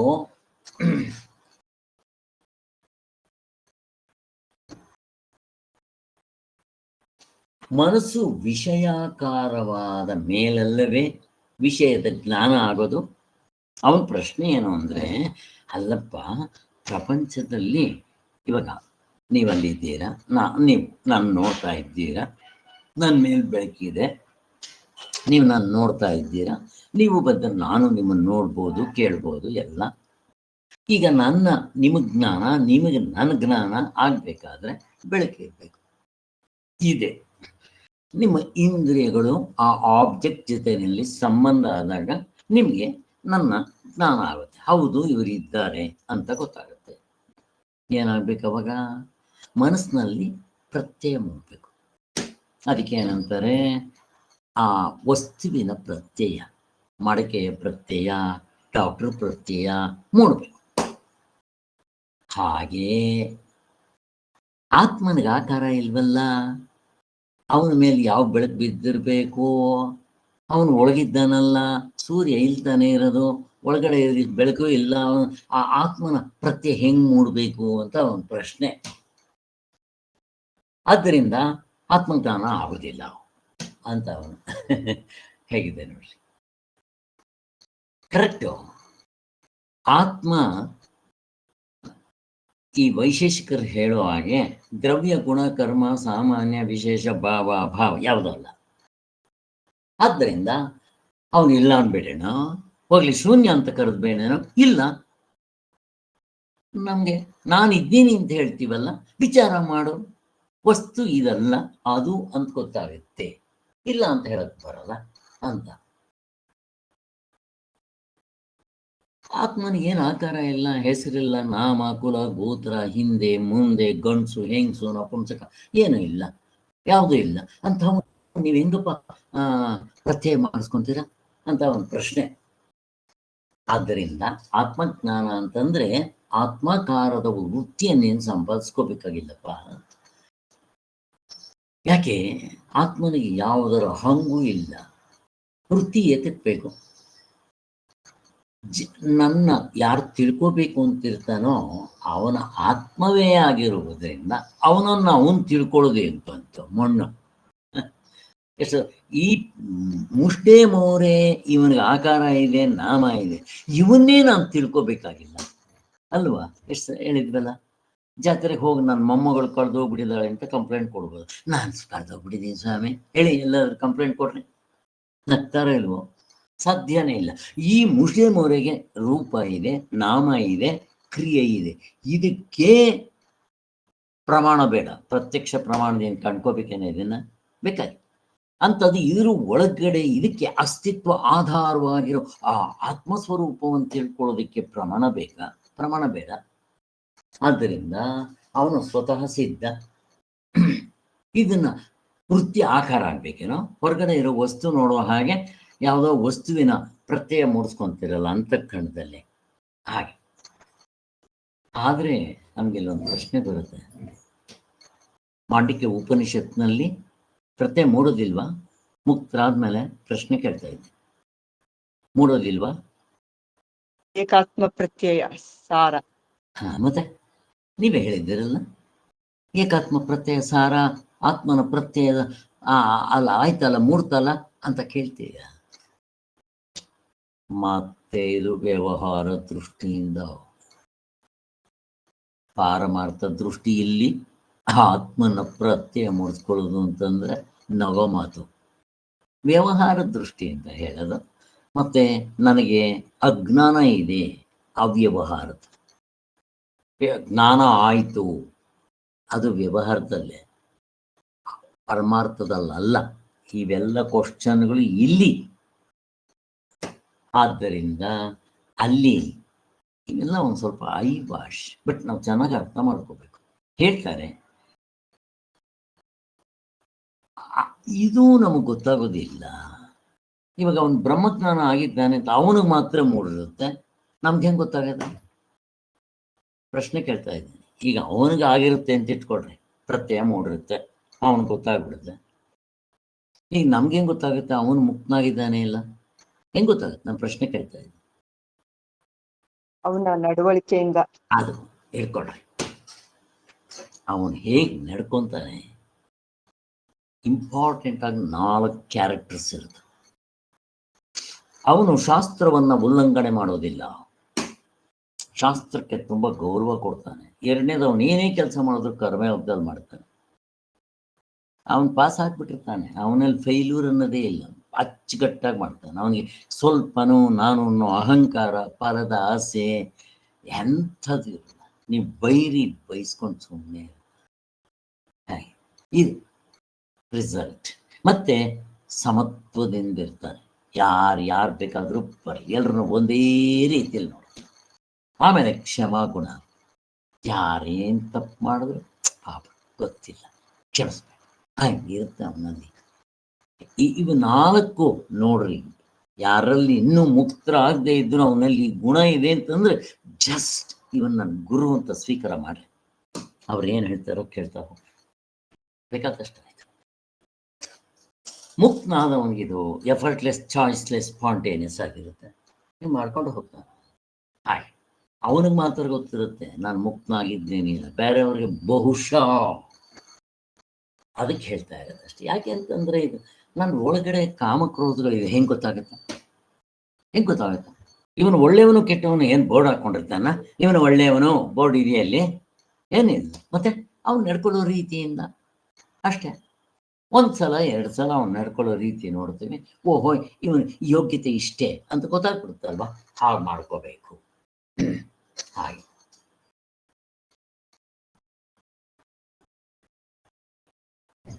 ಆದ್ದರಿಂದ ಅದರಲ್ಲಿ ತಾನಲ್ಲದ ಅನಾತ್ಮವನ್ನ ಬೆರೆಸಿಕೊಂಡಿರುವ ತಪ್ಪು ತಿಳುವಳಿಕೆ ಸೇರ್ಕೊಂಡಿರುತ್ತೆ. ಇಲ್ಲಿ ಏನಾಗಿರುತ್ತೆ ಅಂದ್ರೆ ಆತ್ಮ ಅನಾತ್ಮಗಳ ಕಲಬೆರಕೆ ಆಗುತ್ತೆ.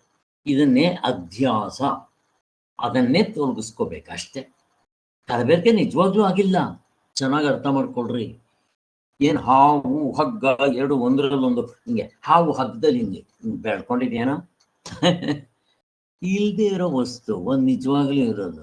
ಏನ್ ಬೆಳಕು ಕತ್ಲೆ ಒಂದಕ್ಕೊಂದು ಕಲಬೆರಕೆ ಆಗಿದೆಯೇನೋ? ನಿಜವಾಗ್ಲೂ ಆಗಿಲ್ಲ. ಬಟ್ ನಾನು ತಪ್ಪಾಗಿ ಅರ್ಥ ಮಾಡ್ಕೊಂಡಿದ್ದೀನಿ ಇಷ್ಟೇ. ಎರಡಿಲ್ಲ ಅಲ್ಲಿ. ಹಾಗೆ ಆತ್ಮ ಅನಾತ್ಮ ಎರಡಿದೆಯಾ? ಬ್ರಹ್ಮ ಸತ್ಯ, ಜಗತ್ತು ಮಿಥ್ಯ ಅಂತ ಅದಕ್ಕೆ ಹೇಳೋದು. ಹೀಗೆ ಇದು ಉತ್ತರ ಮತ್ತು ದಕ್ಷಿಣ ವಿರುದ್ಧವಾಗಿರುವಂಥ ಸ್ವಭಾವಗಳು ಒಂದಕ್ಕೊಂದು ಕಲಬೆರಕೆ ಆಗೋದು ಅಂದ್ರೆ ಅರ್ಥನೇ ಇಲ್ಲ. ಆದ್ದರಿಂದ ಬಟ್ ಆಗಿದೆಯೋ ಇಲ್ವೋ?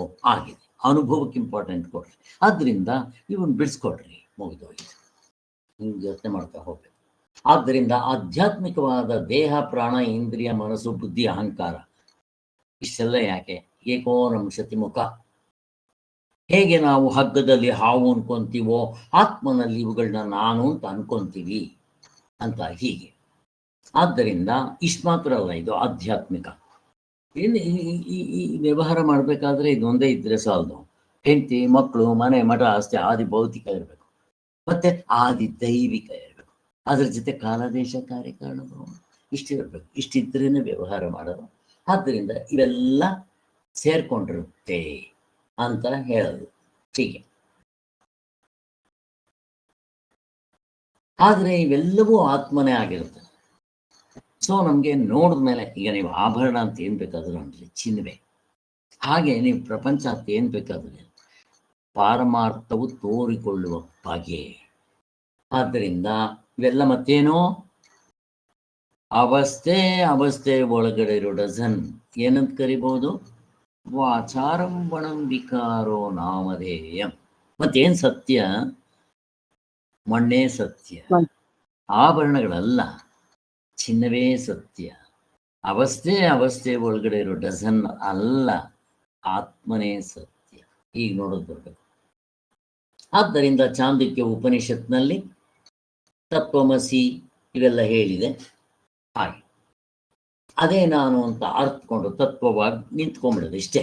ಹೀಗೆ ಒಳಗೂ ಹೊರಗೂ ಅಂತ ಭೇದವಿಲ್ಲದೆ ಮೊದಲು ಒಳಗೆ ತಿಳ್ಕೊಂಡ್ರೆ ಹೊರಗಡೆ ಎಲ್ಲ ಅದೇ ಕಾಣಕ್ ಮತ್ತೆ. ಮೊದಲು ನೀತಿ ಅಂತ ಹೋಗ್ಬೇಕು, ಆಮೇಲೆ ಇತಿ ಅಂತ ಬರಬೇಕು ಅನ್ನೋದು ಗೊತ್ತಿದೆ ನಮ್ಗೆ.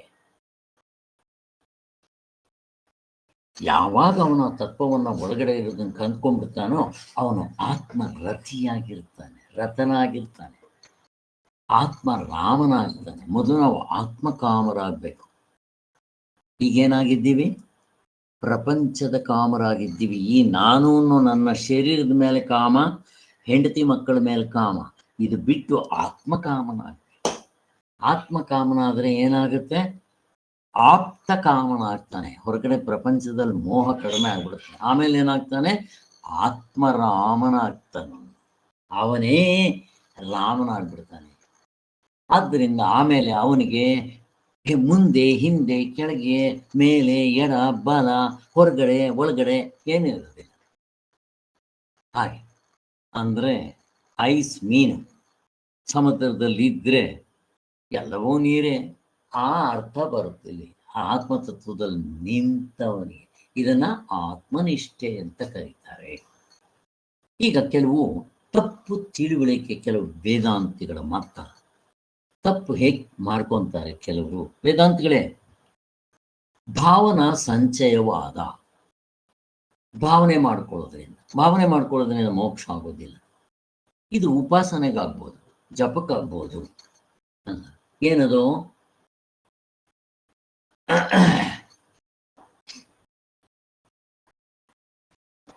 ಕೆಲವರು ಹೇಳೋದೇನು ಅಂತಂದ್ರೆ, ನಿಮ್ಗೆ ಆತ್ಮಜ್ಞಾನ ಆದ್ಮೇಲೂ ಆತ್ಮನ್ನ ಕಲ್ಪನೆ ಮಾಡ್ಕೊತಾ ಇರ್ಬೇಕು, ಭಾವನೆ ಮಾಡ್ತಾ ಇರ್ಬೇಕು.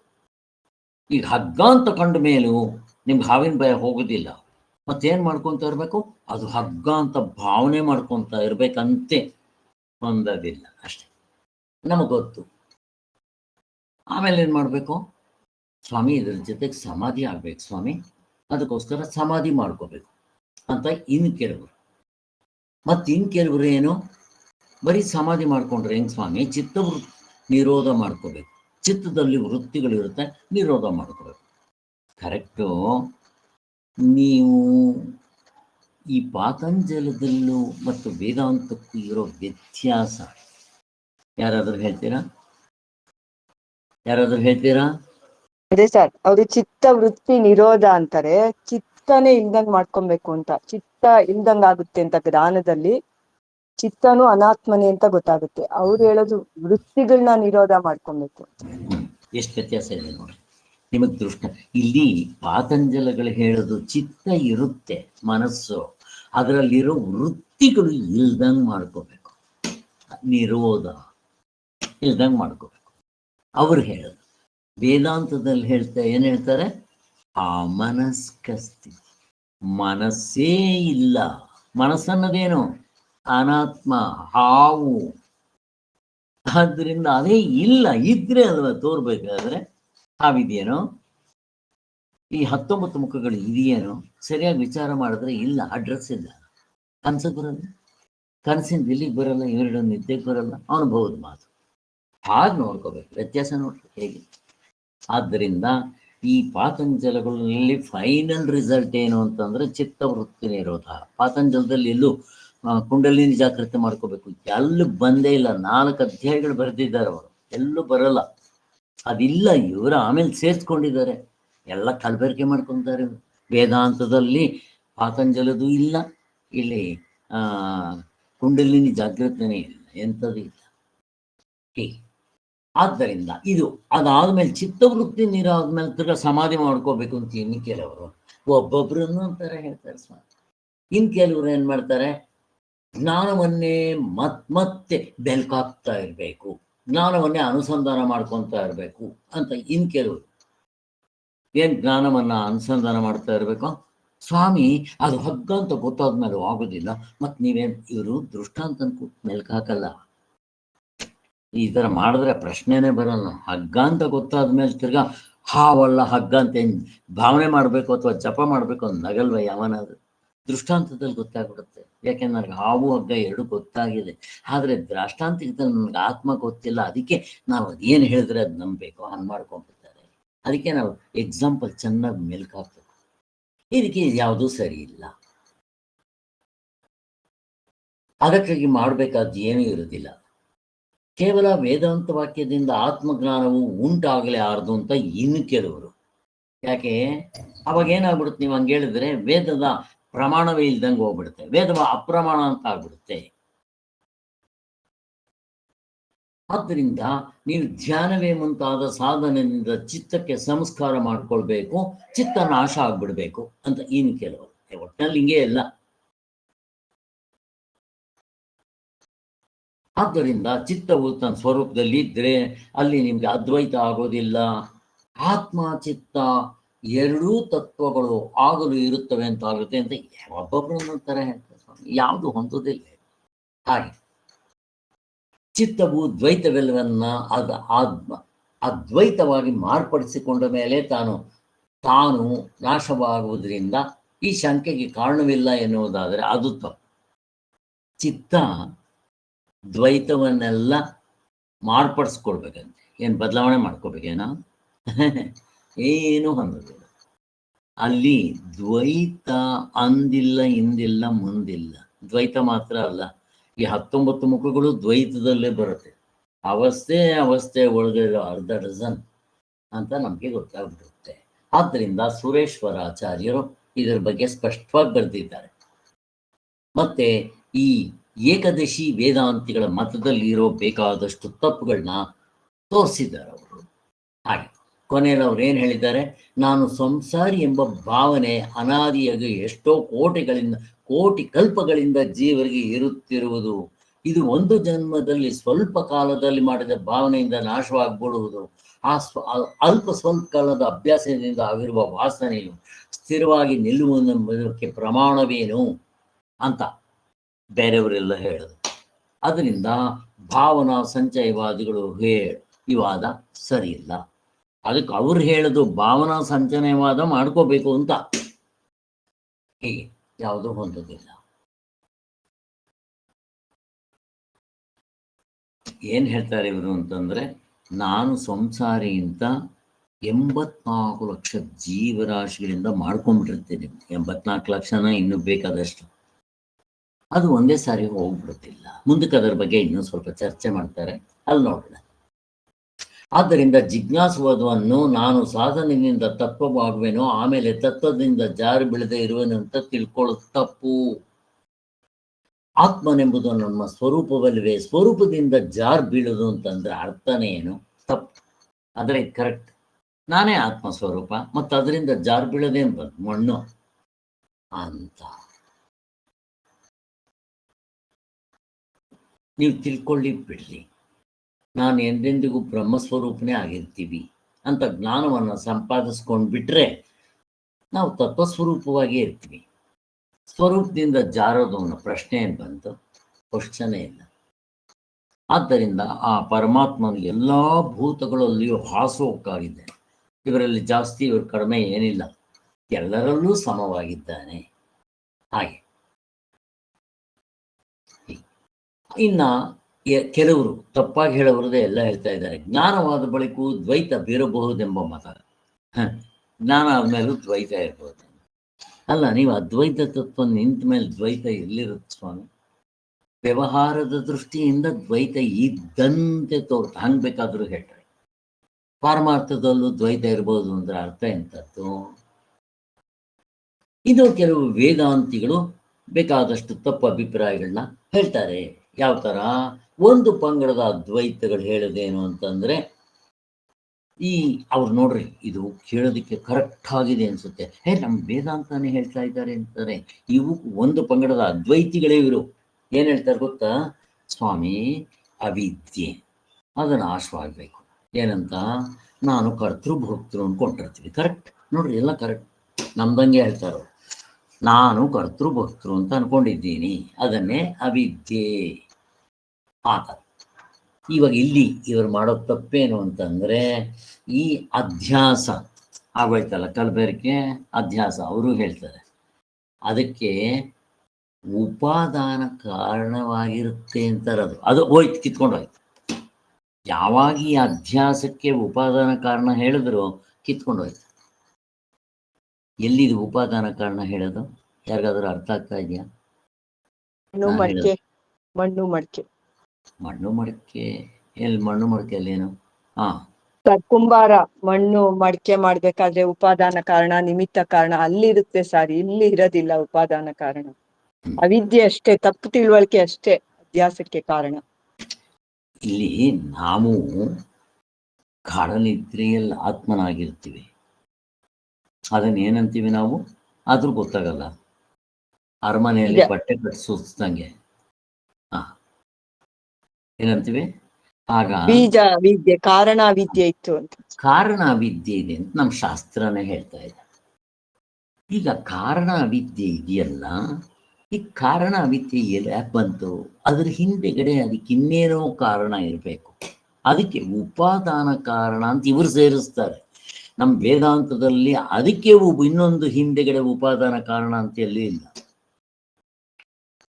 ಹಾಗೆ ನಿಮಿತ್ತ ಕಾರಣ, ಸಹಕಾರಿ ಕಾರಣ, ಹಾಗೆ ಇವರು ಕೂಡ ಆ ಉಪಾದಾನ ಕಾರಣ ಇರಬೇಕು ಅಂತ ಈ ಕೆಲವು ಅದ್ವೈತಿಗಳದನ್ನು ಸೇರಿಸ್ತಾರೆ. ಕಿತ್ಕೊಂಡು ಹೋಯ್ತು. ಅಂದ್ರೆ ಆ ಹಗ್ಗದ ಮೇಲೆ ಟವಲ್ ಹಾಕಿದೆ. ಟವಲ್ ತೆಗಿಯವ್ರು ಯಾರು? ಗೋವಿಂದ. ಟವಲ್ ಹಾಕಿದ್ರೆ ನೀವು ತಪ್ಪಾಗಿ ತಿಳ್ಕೊಂತೀರೇನೋ? ಇಲ್ಲ. ಆತ್ಮನ ಮೇಲೆ ಮುಸ್ಕ್ ಹಾಕಿದೆ ಅಂತ ಹೇಳ್ತಾರೆ. ಆತ್ಮನ ಮೇಲೆ ಮುಸ್ಕ್ ಹಾಕ್ಬೇಕಾದ್ರೆ ಆತ್ಮ ಫಸ್ಟು, ಟವಲ್ ಫಸ್ಟು? ಹೇಳಿ ನೋಡ. ಈಗ ಆತ್ಮನ ಮೇಲಿರೋ ಮುಸ್ಕನ್ನ ತೆಗಿಯವನು ಯಾವನು? ಕಷ್ಟ ಇದು ಹೊಂದೋದಿಲ್ಲ. ಅಷ್ಟು ತಿಳ್ಕೊಡ್ರಿ. ಎಲ್ಲ ಮಿಕ್ಕಿರೋದೆಲ್ಲ ಕರೆಕ್ಟಾಗಿ ಹೇಳ್ತಾರೆ. ಅವಿದ್ಯೆಯು ಯಾವುದರಿಂದ ಹೋಗುತ್ತೆ? ಬ್ರಹ್ಮವಿದ್ಯೆಯಿಂದ. ನಿವೃತ್ತಿ ಆಗ್ಬಿಟ್ರೆ ಕರ್ತೃತ್ವಾದಿಗಳು, ಭೋಕ್ತೃತ್ವಾದಿಗಳು ಇರೋದು. ನಿವೃತ್ತಿ ಹೋಗುವುದೇ ಹೊರತು ಈ ದ್ವೈತವು ನಿವೃತ್ತ ಆಗೋದಿಲ್ಲ. ಇದು ಬೇರೆ ರಾಮಾಯಣ. ದ್ವೈತ ಹಂಗೆ ಇರುತ್ತೆ. ಕರ್ತೃತ್ವ ಭೋಕ್ತೃತ್ವ ಹೋಗ್ಬಿಡುತ್ತಂತೆ. ಈ ದ್ವೈತ ಹಂಗೆ ಇರುತ್ತೆ. ಯಾಕೆ ಹಿಂಗೆ ಹೇಳ್ತಾರೆ ಅಂತಂದ್ರೆ, ಮುಕ್ತನಾದವನಿಗೂ ಈ ಪ್ರಪಂಚ ಹಿಂಗೆ ತೋರ್ತಾರೆ. ಅವನ ಶರೀರ ಹಂಗೆ ಇರುತ್ತೆ. ಅದಕ್ಕೆ ಅವ್ರು ಹೇಳೋದೇನು ಅಂದರೆ ಶರೀರ ಇದೆಯಲ್ಲ ತೋರ್ತಾ ಇದ್ರೆ ಹೆಂಗಾಗುತ್ತೆ, ಅವನು ಪ್ರಾರಬ್ಧ ಕರ್ಮ ಅನುಭವಿಸ್ತಾ ಇದ್ದಾನೆ ಅಲ್ವೋ, ಅದಕ್ಕೆ ಇವನು ಸಾಯ್ಬೇಕು ಅಂತ. ಏನು ಬ್ರಹ್ಮಜ್ಞಾನ ಅನ್ನೋದು ಒಂದು ರೋಗನೇನು? ಹೋಗ್ಲಿ, ಇವನು ಸತ್ತ ಮೇಲೆ ಮೋಕ್ಷ ಅಂತಾನು ಹೇಳೋರಿದ್ದಾರೆ. ಅದಕ್ಕೆ ವಿದೇಹ ಮುಕ್ತಿ. ಹೋಗ್ಲಿ, ಅದಾಯ್ತು, ಇವನು ಸತ್ತ ಮೇಲೆ ಮೋಕ್ಷ ಅಂತ. ಇವಾಗ ಇವನು ಬದುಕಿದ ಪ್ರಪಂಚ ತೋರ್ತಾ ಇರ್ತಲ್ಲ, ಅದನ್ನೇನು ಮಾಡ್ತೀರಾ? ಅದಕ್ಕೆ ಪ್ರಪಂಚ ಪ್ರವಿಳೆ ಪ್ರಪಂಚ ಇಲ್ದಂಗೆ ಮಾಡ್ಕೋಬೇಕು. ಬಂದತ್ತ ಸ್ವಾಮಿ? ಹೇಳ, ಯಾವುದು ಹೊಂದದ್ದು ನೀವು ಚೆನ್ನಾಗಿ ಮೆಲ್ಕು ಹಾಕ್ಬೇಕು. ಇದನ್ನ ಮೆಲ್ಕು ಹಾಕದೆ ಇದ್ರೆ ನಾನು ಎಷ್ಟು ಪ್ರವಚನ ಮಾಡೋದು ನಿಮಗೆ ಅರ್ಥ ಆಗೋದಿಲ್ಲ. ಮೆಲ್ಕು ಹಾಕಬೇಕು, ಇದು ನಿಮಗೆ ಕನ್ವಿನ್ಸ್ ಆಗಬೇಕು.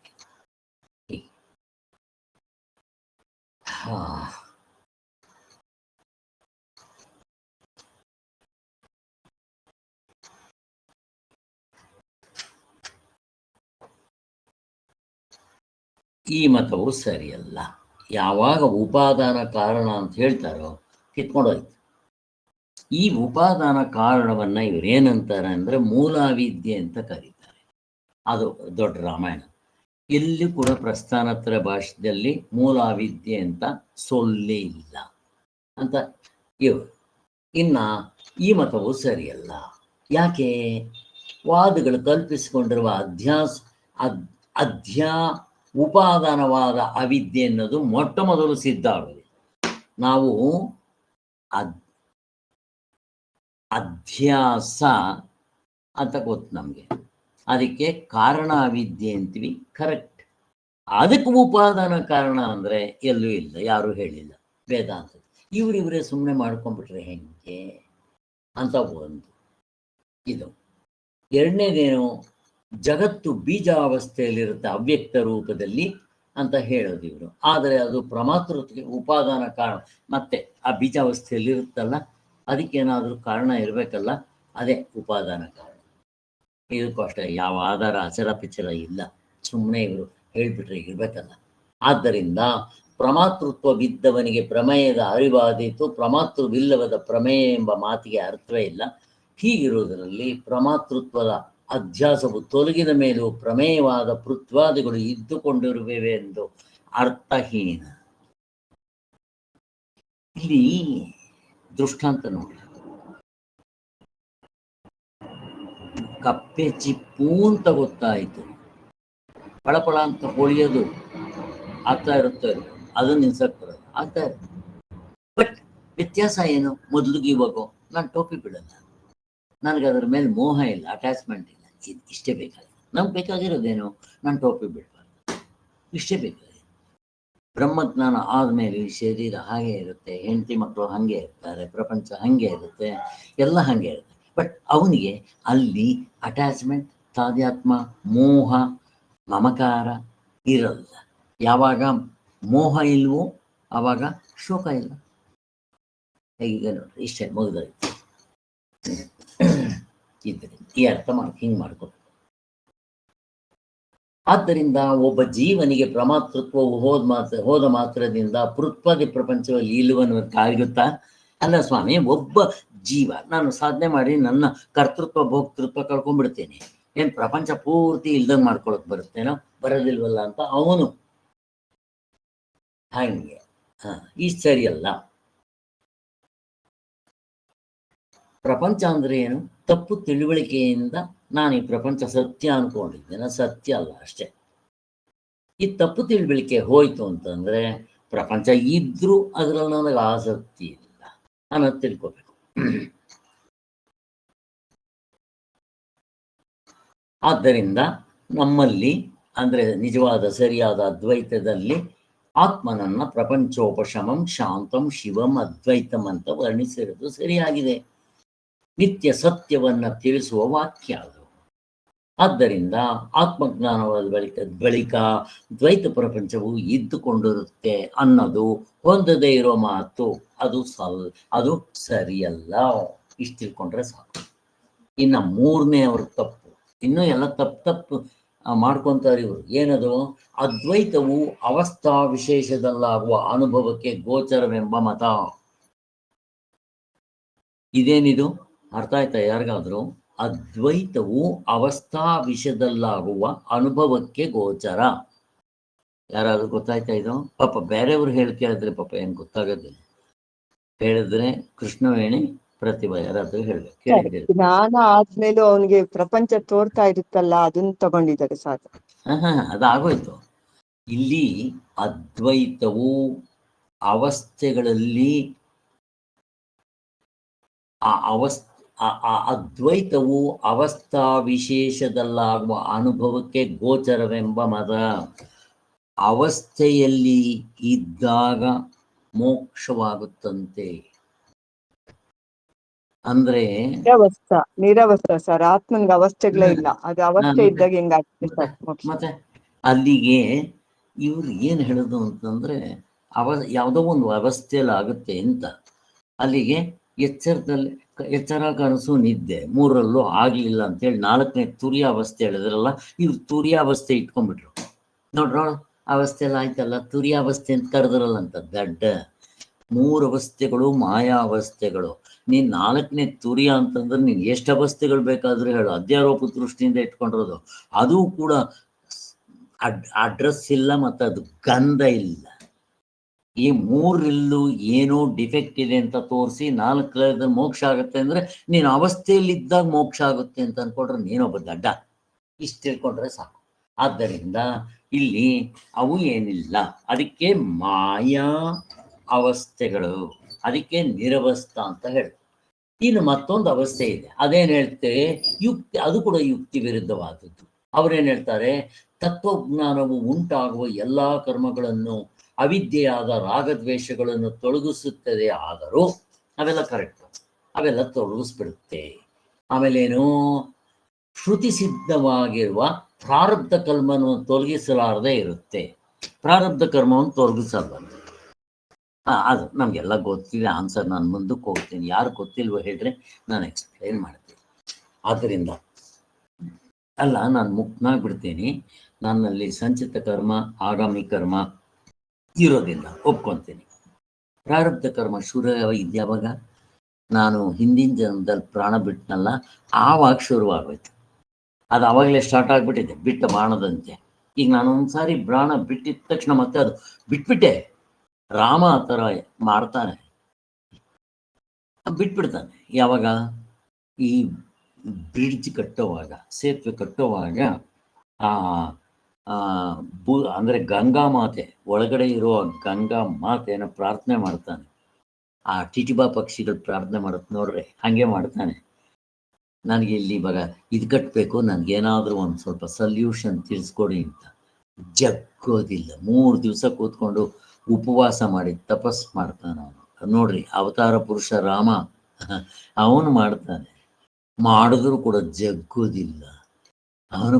ಇವಾಗ ರಾಮನ ಕೋಪ ಬರ್ಬೋದು, ಬ್ರಹ್ಮ ಅವನ ಅವತಾರ ಪುರುಷ ಕೋಪ ಬರ್ಬೋದು? ನನ್ನ ಪ್ರಶ್ನೆ.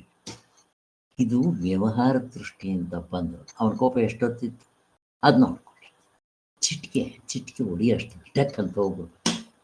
ಆಮೇಲೆ ಏನಾಯ್ತು, ಅವನಿಗೆ ಕೋಪ. ಅರೆ ನಾನು ಇಷ್ಟೆಲ್ಲ ಮಾಡಿದ್ರು ಬರಲಿಲ್ಲ, ತಾಳು ಅಂತ ಹೇಳ್ಬಿಟ್ಟು ಅವನು ಇದೇ ತೆಗೆದುಬಿಡ್ತಾನೆ. ಯಾವುದೋ ಅಸ್ತ್ರ, ಏನು ಅಸ್ತ್ರ ಅದು? ಬ್ರಹ್ಮಾಸ್ತ್ರನೇ ಏನೋ ತೆಗೆದುಬಿಟ್ಟಿದ್ದೆ. ನಾನು ಬಿಡ್ತೀನಿ ಅಂತ ತೆಗೆದುಬಿಡ್ತಾನೆ. ಕೊನೆಗೆ ಅದು ಬಿಟ್ಬಿಡ್ತಾನೆ. ಆಗ ಒಳಗಡೆ ಇದ್ದಿದ್ದ ಇವನು ಎದ್ದು ಬರ್ತಾನೆ. ಯಾರೋ ಆ ಗಂಗಾ ಮಾತೆ. ಅವನೇನು ಯಾವ ಮಾತೆ ಬರೋದು? ಯಾರು ಗಂಡಸು ಹೆಂಗೆ ಎದ್ದು ಬರೋದು? ಸಮುದ್ರ ರಾಜ ಸರ್. ಸಮುದ್ರ ರಾಜ. ಅವನ ರಾಜ ಗಂಡಸು. ಸಮುದ್ರ ರಾಜ ಎದ್ದು ಬರ್ತಾನೆ. ಬಂದಾಗ ಸ್ವಾಮಿ ತಪ್ಪಾಯ್ತು ಅಂತ. ಸರಿ, ಏನು ಮಾಡಬೇಕು ಅಂತಾನೆ. ಏನಿಲ್ಲ, ನಿಮ್ಮಲ್ಲೇ ಸಲ್ಯೂಷನ್ ಇದೆ.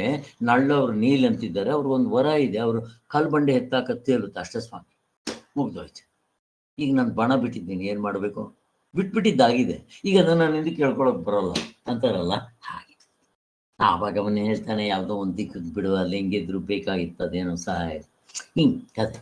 ಇಲ್ಲೂ ಅಷ್ಟೇ, ಪ್ರಾರಬ್ಧ ಕರ್ಮ ಯಾವಾಗ ಶುರುವಾಯಿತು? ನಾನು ಹಿಂದಿನ ಜನ್ಮದಲ್ಲಿ ದೇಹ ಬಿಡುವಾಗ. ಅದಕ್ಕೆ ನಾನು ಹೇಳೋದು, ಅದಕ್ಕೋಸ್ಕರನೇ art of living, art of dying, art of taking birth ಎಲ್ಲ ನಮ್ಮ ಕೈನಲ್ಲಿದೆ. ನಿನ್ನ ಕೈಗೆ ಪೇಪರ್ ಪೆನ್ ಕೊಡ್ತೀವಿ, ಕೆತ್ಕೋ. ನೀನು ಹಂದಿ ಕೆತ್ಕೊಂತೀಯ, ಹಂದಿ ಆಗಬೇಕು ಕೆತ್ಕೋ. ದೇವತೆ ಆಗ್ಬೇಕಾ? ನಿನ್ ಕೈನಲ್ಲಿದೆ, ಕೆತ್ಕೊ ಅಂತ ಹೇಳ್ತೀನಿ. ಈಗ ಇರ್ಲಿ, ಅಲ್ಲಿಗೆ ಇವನು ಅದಕ್ಕೆ ಸ್ಟಾರ್ಟ್ ಆಗ್ಬಿಡ್ತೀಯಲ್ಲ, ಏನು ಮಾಡ್ತೀಯ ಅಂತ. ಅದಕ್ಕೆಲ್ಲ ನಿಮ್ಗೆ ಉತ್ತರ ಗೊತ್ತಿದೆ, ನಾನು ಹೇಳಕ್ ಹೋಗಲ್ಲ. ರಮಣ ಮಹರ್ಷಿಗಳು ಅವನ ಕತೆ, ಮತ್ತೆ ಒಬ್ಬನ ಸತ್ರೆ ಮೂರು ಜನ ಹೆಂಡ್ತಿದ್ರು, ವಿಧವೆಯರು ಎಷ್ಟಾಗ್ತಾರೆ ಅವೆಲ್ಲ ಹೇಳಿದೆ, ಅದು ನಿಮಗೆ ಗೊತ್ತಿದೆ. ನಾನು ಮುಂದಕ್ಕೆ ಹೋಗ್ತೀನಿ. ಜ್ಞಾನಿಯು ದ್ವೈತವನ್ನು ಕಾಣುತ್ತಲೇ ಇರುತ್ತಾನೆ, ಬ್ರಹ್ಮಾತ್ಮನ ಬಹು ಉಳ್ಳವನು ಆಗಿರ್ತಾನೆ. ಒಂದಕ್ಕೊಂದು ವಿರುದ್ಧ ಇದೆ. ಹಗ್ಗನೂ ಕಾಣ್ತಾ ಇರ್ತಾನೆ, ಹಾವು ಕಾಣ್ತಾ ಇರ್ತಾನೇನೋ. ಹಗ್ಗ ಕಣ್ಮೇಲೆ ನಗ್ತಾರ ಇಲ್ವೋ? ಹಂಗಲ್ಲ, ಇಲ್ಲಿ ಕಪ್ಪೆ ಚಿಪ್ಪು ಕಾಣ್ತಾ ಇರುತ್ತೆ, ಆ ಕಪ್ಪೆ ಚಿಪ್ಪೆ ಬೆಳ್ಳಿಯಂಗೂ ಹೊಳಿತಾ ಇರುತ್ತೆ, ಬಟ್ ಅವನು ಟೋಪಿ ಬೀಳಲ್ಲ. ಕಪ್ಪೆ ಚಿಪ್ಪು ಅಂತ ಗೊತ್ತಾಗ್ಬಿಟ್ಮೇಲೆ ಅದು ಬೆಳ್ಳಿ ಹಂಗೆ ಪಳಪಳ ಅಂತ ಅನ್ಲಿ, ಅವನು ಗೊತ್ತಿರುತ್ತೆ ಅದು ಬೆಳ್ಳಿ ಅಲ್ಲ ಅಂತ. ಹಾಗೆ ಈ ಪ್ರಪಂಚ, ಈ ಶರೀರ ತೋರ್ತಾ ಇದ್ರು ಇದು ನಾನಲ್ಲ, ನನ್ನದಲ್ಲ ಅಂತ ಅವನಿಗೆ ಚೆನ್ನಾಗಿ ಗೊತ್ತಾಗಿರುತ್ತೆ ಅಷ್ಟೆ. ಅದರಿಂದ ತೊಂದರೆ ಇಲ್ಲ, ಅಷ್ಟು ತಿಳ್ಕೊಂಡ್ರೆ ಸಾಕು. ಹೀಗೆ ಆದ್ದರಿಂದ ಇದು ಸರಿಯಲ್ಲ. ವ್ಯಾಸರೇ ಮೊದಲಾದವರು ಶರೀರದಲ್ಲಿ ಇದ್ಕೊಂಡು ಮುಕ್ತರಾಗಿರ್ಲಿಲ್ವೇನೋ, ಜನಕ ಮಹಾರಾಜ ಮುಕ್ತನಾಗಿರ್ಲಿಲ್ವೇನೋ, ಮತ್ತು ಇನ್ಯಾರು ಬೇಕಾದಷ್ಟು ಜನ ಇದ್ದಾರೆ ನಮ್ಮಿದ್ರಲ್ಲಿ ಪುರಾಣಗಳಲ್ಲಿ. ಶಂಕರಾಚಾರ್ಯರು, ಮತ್ತು ಇನ್ಯಾರು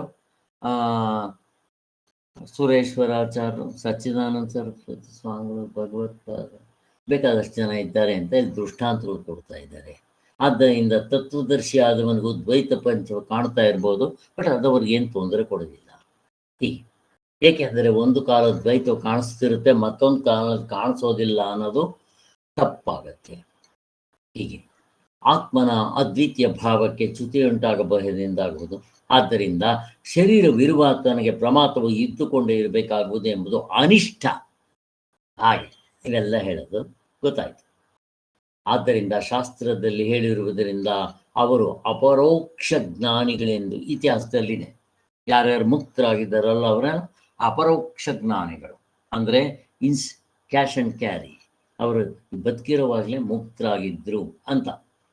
ಹಾಗೆ ಶಂಕರಾಚಾರ್ಯರು, ಸುರೇಶ್ವರಾಚಾರ್ಯರು, ವೇದವ್ಯಾಸರು, ಶುಕ ಮಹರ್ಷಿಗಳು, ಆಮೇಲೆ ಗೌಡಪಾದರು, ಆಮೇಲೆ ಇನ್ನು ಗೋವಿಂದಪಾದರು, ಮತ್ತು ಇನ್ಯಾರು ಜನಕ ಮಹಾರಾಜ, ಇವೆಲ್ಲ ಬೇಕಾದಷ್ಟು ಜನ ಇದೆ ಅದು ನಮಗೆ. ಆದ್ದರಿಂದ ಆತ್ಮನ ಪರೋಕ್ಷ ಜ್ಞಾನವೂ ಆಯಿತು, ಪ್ರಾರಬ್ಧ ಕರ್ಮ ಇರುತ್ತೆ ಅಂದರೆ ನಗೋ ಮಾತಾಗುತ್ತದೆ, ಹೊಂದೋದಿಲ್ಲ. ಆದ್ದರಿಂದ ಶರೀರವೂ ಇರುತ್ತೆ, ದ್ವೈತ ದರ್ಶನವೂ ಇರುತ್ತೆ ಅಂತ ಹೇಳೋದು ಸರಿಯಲ್ಲ. ದ್ವೈತವು ಅಥವಾ ಈ ಶರೀರವು ಇರುವಂತೆ ತೋರಿದ್ರು ನಿಜವಾಗಿ ಅದೆಲ್ಲ ಮಿಥ್ಯೆ, ಸುಳ್ಳು ಅಂತ ಗೊತ್ತಾಗ್ತಾ ಇರುತ್ತೆ. ಇದು ಜ್ಞಾನಿಯ ದೃಷ್ಟಿ ಅಂತ ಗೊತ್ತಾಯಿತು. ಇದು ಸರಿಯಾದ ತಿಳುವಳಿಕೆ. ಆದ್ದರಿಂದ ಅವನಿಗೆ ಅವಸ್ಥೆ ಒಳಗಡೆ ಇರೋ ಅರ್ಧ ಡಜನ್ ಸುಳ್ಳು ನಿಜವಾಗಿರೋದಲ್ಲ, ಮಿಥ್ಯೆ ಅಂತ ಅವನಿಗೆ ಅನುಭವ ಬಂದಿರುತ್ತೆ ಅಂತ ಹೇಳ್ತಾ ಇದ್ದಾರೆ. ಆದ್ದರಿಂದ ಈ ಪ್ರಮಾತೃತ್ವ, ಕರ್ತೃತ್ವ, ಭೋಕ್ತೃತ್ವ, ಜ್ಞಾತೃತ್ವ ಇವೆಲ್ಲ ಬಾಧಿತವಾದ ಮೇಲೂ ಆಗ್ಬಿಟ್ರೆ ಆಗೋಯ್ತು, ಇನ್ನೇನೇ ಇರೋದಿಲ್ಲ. ಅಜ್ಞಾನವು ಇದು ಇರುತ್ತೆ ಅಂತ ಅನ್ನೋದು ಹೊಂದೋದಿಲ್ಲ ಅಂತ. ಅಜ್ಞಾನವು ಇಲ್ದ ಮೇಲೂ ಒಂದು ಅವಸ್ಥೆಯಲ್ಲಿ ದ್ವೈತ ಕಾಣಿಸುತ್ತೆ ಅನ್ನೋದು ಇವು ಹೊಂದೋದಿಲ್ಲ. ಇವೆಲ್ಲ ತಪ್ಪು ಕಲ್ಪನೆಗಳು. ಇನ್ನು 4ನೇ ತಪ್ಪು ಕಲ್ಪನೆ, ಜ್ಞಾನಿಯು ಅದ್ವೈತ ಸ್ಮೃತಿಯನ್ನ ಸತತವಾಗಿ ಮಾಡ್ಕೊತಾ ಇರಬೇಕು ಅನ್ನೋರು ಕೆಲವರು. ಜ್ಞಾನ ಆಗ್ಬಿಡುತ್ತೆ, ಆದರೂ ಕೂಡ ಅವನು ನಾನು ಅದ್ವೈತ ಸ್ವರೂಪನು ಅಂತ ಜ್ಞಾಪಕ ಮಾಡ್ಕೊತಾ ಇರ್ಬೇಕಂತೆ. ಬರಲ್ವ ಸ್ವಾಮಿ? ಹೀಗೆ ವ್ಯಾಖ್ಯಾನ ಮಾಡ್ತಾರೆ ಕೆಲವರು, ಅದು ಸರಿಯಲ್ಲ. ಅವಿದ್ಯೆಯು ಅನಾದಿ ಕಾಲದಿಂದ ಇರುವುದೆಂದು ಫಲವಾಗಿ ಈ ವಾಕ್ಯಜನ್ಯ ಜ್ಞಾನ ಕೂಡ ಅವಿದ್ಯೆಯಿಂದ ಬಾಧಿತವಾಗುತ್ತದೆ. ಅವಿದ್ಯೆಯು 2 ಬಗೆ. ಇಲ್ಲಿ ಅವಿದ್ಯೆನ 2 ಬಗೆ ಅಂತ ಹೇಳೋರಿದ್ದಾರೆ, ಅವ್ರ ವಿಚಾರ ಇದೆ. ಏನದು?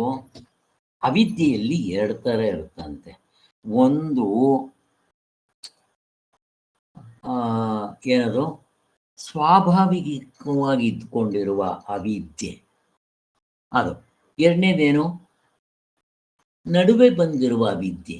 ಸ್ವಾಭಾವಿಕವಾಗಿರೋದು ಯಾವಾಗ ಬಂದಿರೋದು? ನಾನು 84 ಲಕ್ಷ ಜೀವರಾಶಿಗಳು, ಆ ಪ್ರತಿಯೊಂದರಲ್ಲೂ ಕೂಡ ನಾನು ತಪ್ಪಾಗಿ ತಿಳ್ಕೊಂಡು ಅವೆಲ್ಲ ಅದು ಅನಾದಿ ಕಾಲದಿಂದ ತುಂಬ ಹಳೇದು. ಏನು ಸೃಷ್ಟಿಯಾಗಕ್ಕೆ ಮೊದಲು ನಾವೆಲ್ಲ ದೇವರೇ ಆಗಿದ್ವಿ. ಇಲ್ಲಿಗೆ ನೋಡಬೇಕು ಅಂತ ಬಂದು ಅಲ್ಲಿಂದ ಶುರುವಾಗೋಯ್ತು. ಏನು ನನ್ನೆಲ್ಲ ಅಜ್ಞಾನ. ಆ ಆ ಅವಿದ್ಯೆ ತುಂಬ ಗಟ್ಟಿಯಾಗಿರುತ್ತೆ. ಒಂದ್ರ ಮೇಲೆ ಒಂದು ಹಿಂಗೆ ಕಟ್ಟಿ ಕಟ್ಟಿ ಕಟ್ಟಿ ಕಟ್ಟಿ ಗಲೀಜ್ ಬೇಕಾದಷ್ಟು ಅದು ಹೇಳಕ್ ಬರೋದಿಲ್ಲ, ಅದಾಗ್ಬಿಟ್ಟಿರುತ್ತೆ ಆ ಅವಿದ್ಯೆ. ಇನ್ನೊಂದು, ಈ ಜನ್ಮದಲ್ಲಿ ನಾನು ಹುಟ್ಟಿದ ಮೇಲೆ ಮಾಡಿಕೊಂಡಿರೋ ತಪ್ಪು ಕಲ್ಪನೆ, ಈ ಅವಿದ್ಯೆ. ನಿಮಗೆ ಹಗ್ಗ ಅಂತ ಗೊತ್ತಾಗಿದ ತಕ್ಷಣ, ಆ ನನ್ನ ನಿಜವಾದ ಸ್ವರೂಪ ಆತ್ಮ ಅಂತ ಗೊತ್ತಾಗಿದ ತಕ್ಷಣ, ಈ ಹುಟ್ಟಿದ ಮೇಲೆ ಬಂದಿರುತ್ತಲ್ಲ ಅವಿದ್ಯೆ, ಅದು ಹೋಗ್ಬಿಡುತ್ತೆ. ಅದ್ರ ಬಗ್ಗೆ ಸಂಶಯ ಇಲ್ಲ. ಮತ್ತಿನ್ನೇನು ಪ್ರಶ್ನೆ? ಈ ಅನಾದಿ ಕಾಲದಿಂದ ಯಾವಾಗ ಬಂತೋ, ಹೇಗೆ ಬಂತೋ, ಎಲ್ಲಿ ಬಂತೋ, ಯಾವ ಜನ್ಮಕ್ಕೆ ಬಂತೋ ಗೊತ್ತಿಲ್ವಲ್ಲ, ಅದು ಹೆಮ್ಮರವಾಗ್ಬಿಟ್ಟಿದೆ. ಅದು ಹೋಗೋದಿಲ್ಲಪ್ಪ. ಅದಕ್ಕೆ ಏನು ಮಾಡಬೇಕು? ಇದು ಕೆಲವರು ಹೇಳೋದು. ಆದ್ದರಿಂದ ಆ ಜ್ಞಾನಿಯಲ್ಲಿಯೂ ಕೂಡ ಮತ್ತೆ ರಾಗದ್ವೇಷಗಳು ಬರೋದಕ್ಕೆ ಕಾರಣ ಇರುತ್ತೆ ಅಂತ ಹೇಳಿ, ಆದ್ದರಿಂದ ಹೇಗೆ ಆ ಬೀಜ ಏನೋ ಇರುತ್ತೆ, ಅದಕ್ಕೆ ಒಂದು ಸರಿಯಾದ ವಾತಾವರಣ. ಬೇಸಿಗೆ ಕಾಲದಲ್ಲಿ ಹುಲ್ಲೆಲ್ಲ ಒಣಗೋಗ್ಬಿಟ್ಟಿರುತ್ತೆ. ಅದೇ ಒಂದು ಮಳೆ ಬಂತು ಅಂತಂದರೆ ಮತ್ತೆ ಚಿಗುರ್ಕೊಂಡ್ಬಿಡುತ್ತೆ ಹುಲ್ಲು ಫುಟ್ಪಾತ್ನಲ್ಲಿ. ಹಾಗೆಯೇ ಇದು ಅನಾದಿ ಕಾಲದಿಂದ ಬಂದಿರೋದು ಅವಿದ್ಯೆ. ಹಾಗೆ ಇರುತ್ತದೋ, ಒಣಗ್ದಂಗೆ ಬೇಸಿಗೆ ಕಾಲದಲ್ಲಿ ಗೊತ್ತಿಲ್ಲದೆ ಇರ್ಬೋದು, ಮತ್ತೆ ಚಿಗುರ್ಕೊಳುತ್ತೆ. ಮತ್ತು ಅದಕ್ಕೆ ಏನು ಮಾಡಬೇಕು ಅಂತ ಅಂದಾಗ,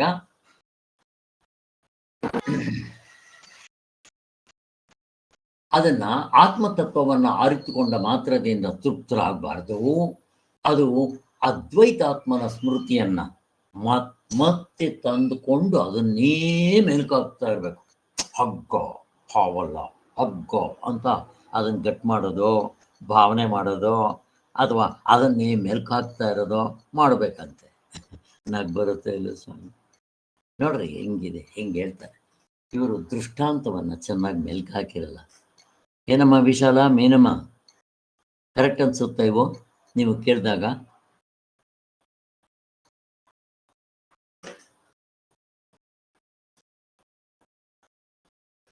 ಆದ್ದರಿಂದ ಆತ್ಮನನ್ನೇ ಅರಿತುಕೊಂಡ ಮೇಲೂ ವಿವೇಕಿಯಾದವನು ಪ್ರಜ್ಞೆಯನ್ನು ಮಾಡಿಕೊಳ್ಬೇಕು ಅನ್ನೋದು ಹೊಂದೋದಿಲ್ಲ. ಇದು ಸರಿಯಲ್ಲ. ಅದನ್ನು ಹೇಳ್ತಾ ಇದ್ದಾರೆ.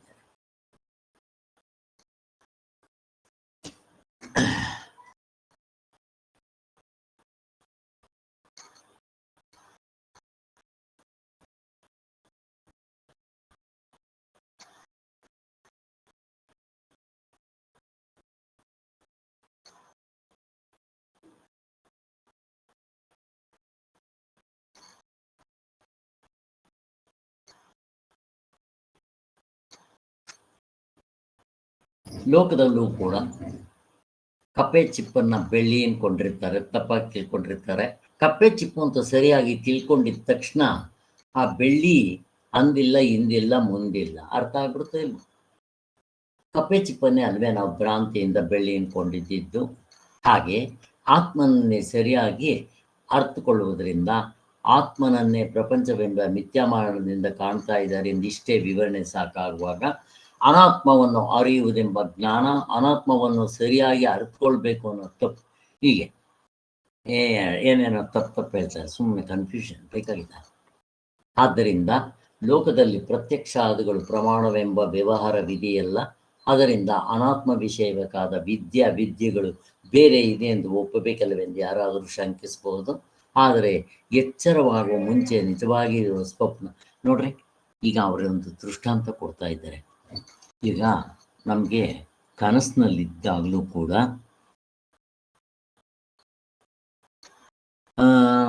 ಅಲ್ಲೂ ಕೂಡ ಪ್ರಾತಿಭಾಸಿಕ ಸತ್ಯ, ವ್ಯಾವಹಾರಿಕ ಸತ್ಯ, ಪಾರಮಾರ್ಥಿಕ ಸತ್ಯ ಅಲ್ಲೂ ತೋರ್ತಾ ಇರುತ್ತೆ. ಅದಾದಮೇಲೆ ಇದು ಸರಿ, ಇದು ತಪ್ಪು ಅಂತ ನಾನು ಅಲ್ಲಿ ಭಾವನೆ ಸರಿ ಅಂದ್ಕೊಂಡಿರ್ತೇನೆ, ಮತ್ತು ಯಾರೋ ಬಂದು ತೋರಿಸ್ತಾರೆ ಹಗ್ಗ ಸರಿ, ಅಲ್ಲೂ ಕೂಡ ಎರಡೂ ಇರುತ್ತೋ ಇಲ್ವೋ. ಹೀಗೆ ಎಲ್ಲವೂ ಎಚ್ಚರದಲ್ಲಿ ಹೇಗಾಗ್ತಾ ಇರುತ್ತೋ ಅಲ್ಲಾಗ್ತಾ ಇರುತ್ತೆ. ಒಂದು ಸಾರಿ ಎಚ್ಚರ ಆಗಿದ ತಕ್ಷಣ ಒಳಗಿಂದು ಹೊರಗಿಂದು ಯಾವುದೂ ಇರೋದಿಲ್ಲ, ಎಲ್ಲವೂ ಒಟ್ಟಿಗೆ ಸುಳ್ಳು ಅಂತ ತೋರಿಸ್ಬಿಡುತ್ತಲ್ಲ ಅಂತ ಇಲ್ಲಿ ಆ ಸ್ವಪ್ನ ವ್ಯವಹಾರವನ್ನು ಎಕ್ಸಾಂಪಲ್ ಆಗಿ ಕೊಡ್ತಾ ಇದ್ದಾರೆ. ಎರಡೂ ನಿಶ್ಚಯ ಆಗ್ಬಿಡುತ್ತೆ, ಮಿಥ್ಯೆ ಅಂತ ಗೊತ್ತಾಗ್ಬಿಡುತ್ತೆ ಅಂತ.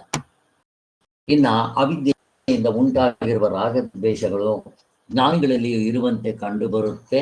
ಆತ್ಮಜ್ಞಾನವು ಬಾಧಿತವಾಗಿ ಮತ್ತೆ ಎದ್ದುಕೊಳ್ಳಂತೆ ಒಪ್ಕೋಬೇಕು. ಈ ಅವಿದ್ಯೆಯಿಂದ ರಾಗದ್ವೇಷಗಳು ಅಂದರೆ ಬ್ರಹ್ಮಜ್ಞಾನಿಗೂ ಕೋಪತಾಪಗಳು ಬರ್ತಾ ಇರುತ್ತೆ ಅಂತ ಅವ್ರು ಹೇಳ್ತಾರೆ. ಇದು ಅವ್ರಿಗೆ ಇರೋದ್ರಿಂದ ಅವ್ರಿಗೆ ಇನ್ನೂ ಮುಕ್ತರಾಗಿರೋದಿಲ್ಲ. ಈ ಜನ್ಮದಲ್ಲಿ ಬಂದಿರೋ ಈ ಅಧ್ಯಾಸ ಹೋಗ್ಬಿಡುತ್ತೆ. ಜನ್ಮಾಂತರದಲ್ಲಿ ಅಧ್ಯಾಸ ಅಷ್ಟು ಬೇಗ ಹೋಗೋದಿಲ್ಲ, ಕಟ್ ಮಾಡ್ತಾ ಇರಬೇಕು. ಇವೆಲ್ಲ ಹೇಳ್ತಾರೆ, ಯಾವುದೂ ಹೊಂದೋದಿಲ್ಲ.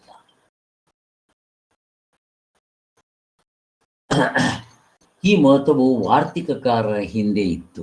ಇವರು ಹೇಳೋದು ವಾರ್ತಿಕಕಾರರು ಅಂದ್ರೆ ಯಾರೋ ಸುರೇಶ್ವರಾಚಾರ್ಯರು. ಅದಕ್ಕೋಸ್ಕರ ಅವರು ಬೇಕಾದಷ್ಟು ಇದನ್ನೆಲ್ಲ ಖಂಡನೆ ಮಾಡಿ ಇವರದುಗಳು ತಪ್ಪು ಅಂತ ತೋರಿಸ್ಕೊಟ್ಟಿದ್ದಾರೆ. ಇಲ್ಲಿ ಬೆಂಕಿ ಸೌದೆನ್ ಸುಡುತ್ತೆ. ನಾವು ಯಾರಾದರೂ ಅದನ್ನ ಈ ತರ ಅರ್ಥ ಮಾಡ್ಕೊಂತೀವೇನೋ, ಕಟ್ಟಿಗೆನೆ ಸುಡೋ ಬೆಂಕಿ ಬೆಂಕಿದ್ ಸುಡುತ್ತೆ ಅಂತ ಯಾರಾದ್ರೂ ಅರ್ಥ ಮಾಡ್ಕೊಂತೀವೇನೋ ನಾವು? ಇಲ್ಲ. ಬೆಂಕಿ ಸೌದೆನ್ ಸುಡುತ್ತೆ, ಸೌದೆ ಬೆಂಕಿದ್ ಸುಡುತ್ತೇನೋ? ಇಲ್ಲ ಅಂತ ನಮಗೆ ಒಂದು ದೃಷ್ಟಾಂತವನ್ನು ಕೊಡ್ತಾ ಇರ್ತಾರೆ. ಹೀಗೆಲ್ಲ ಅರ್ಥ ಮಾಡಿಕೊಂಡ್ರೆ ಈ ರಾಮಾಯಣ ಬರುತ್ತೆ ಅಂತ. ಅವಿದ್ಯೆಯು ಮತ್ತೆ ಎದ್ದುಕೊಂಡಿರೋದು ಅಂತಾಗಲಿ ಅದನ್ನು ನಾಶ ಮಾಡ್ಕೋಬೇಕು ಅಂತಾಗಲಿ ಹೊಂದೋದಿಲ್ಲ ಅಂತ. ಈಗ ಮಾಧ್ಯಮಿಕರ ಮತವನ್ನು ತಗೊಂತಾರೆ. 5ನೇವರು ನೋಡ್ರಿ, ಒಟ್ಟು ಇಲ್ಲಿವರೆಗೂ 4 ಥರದ ತಪ್ಪುಗಳು ಮಾಡ್ಕೊಂಡ್ರು ತೋರಿಸಿದ್ರು.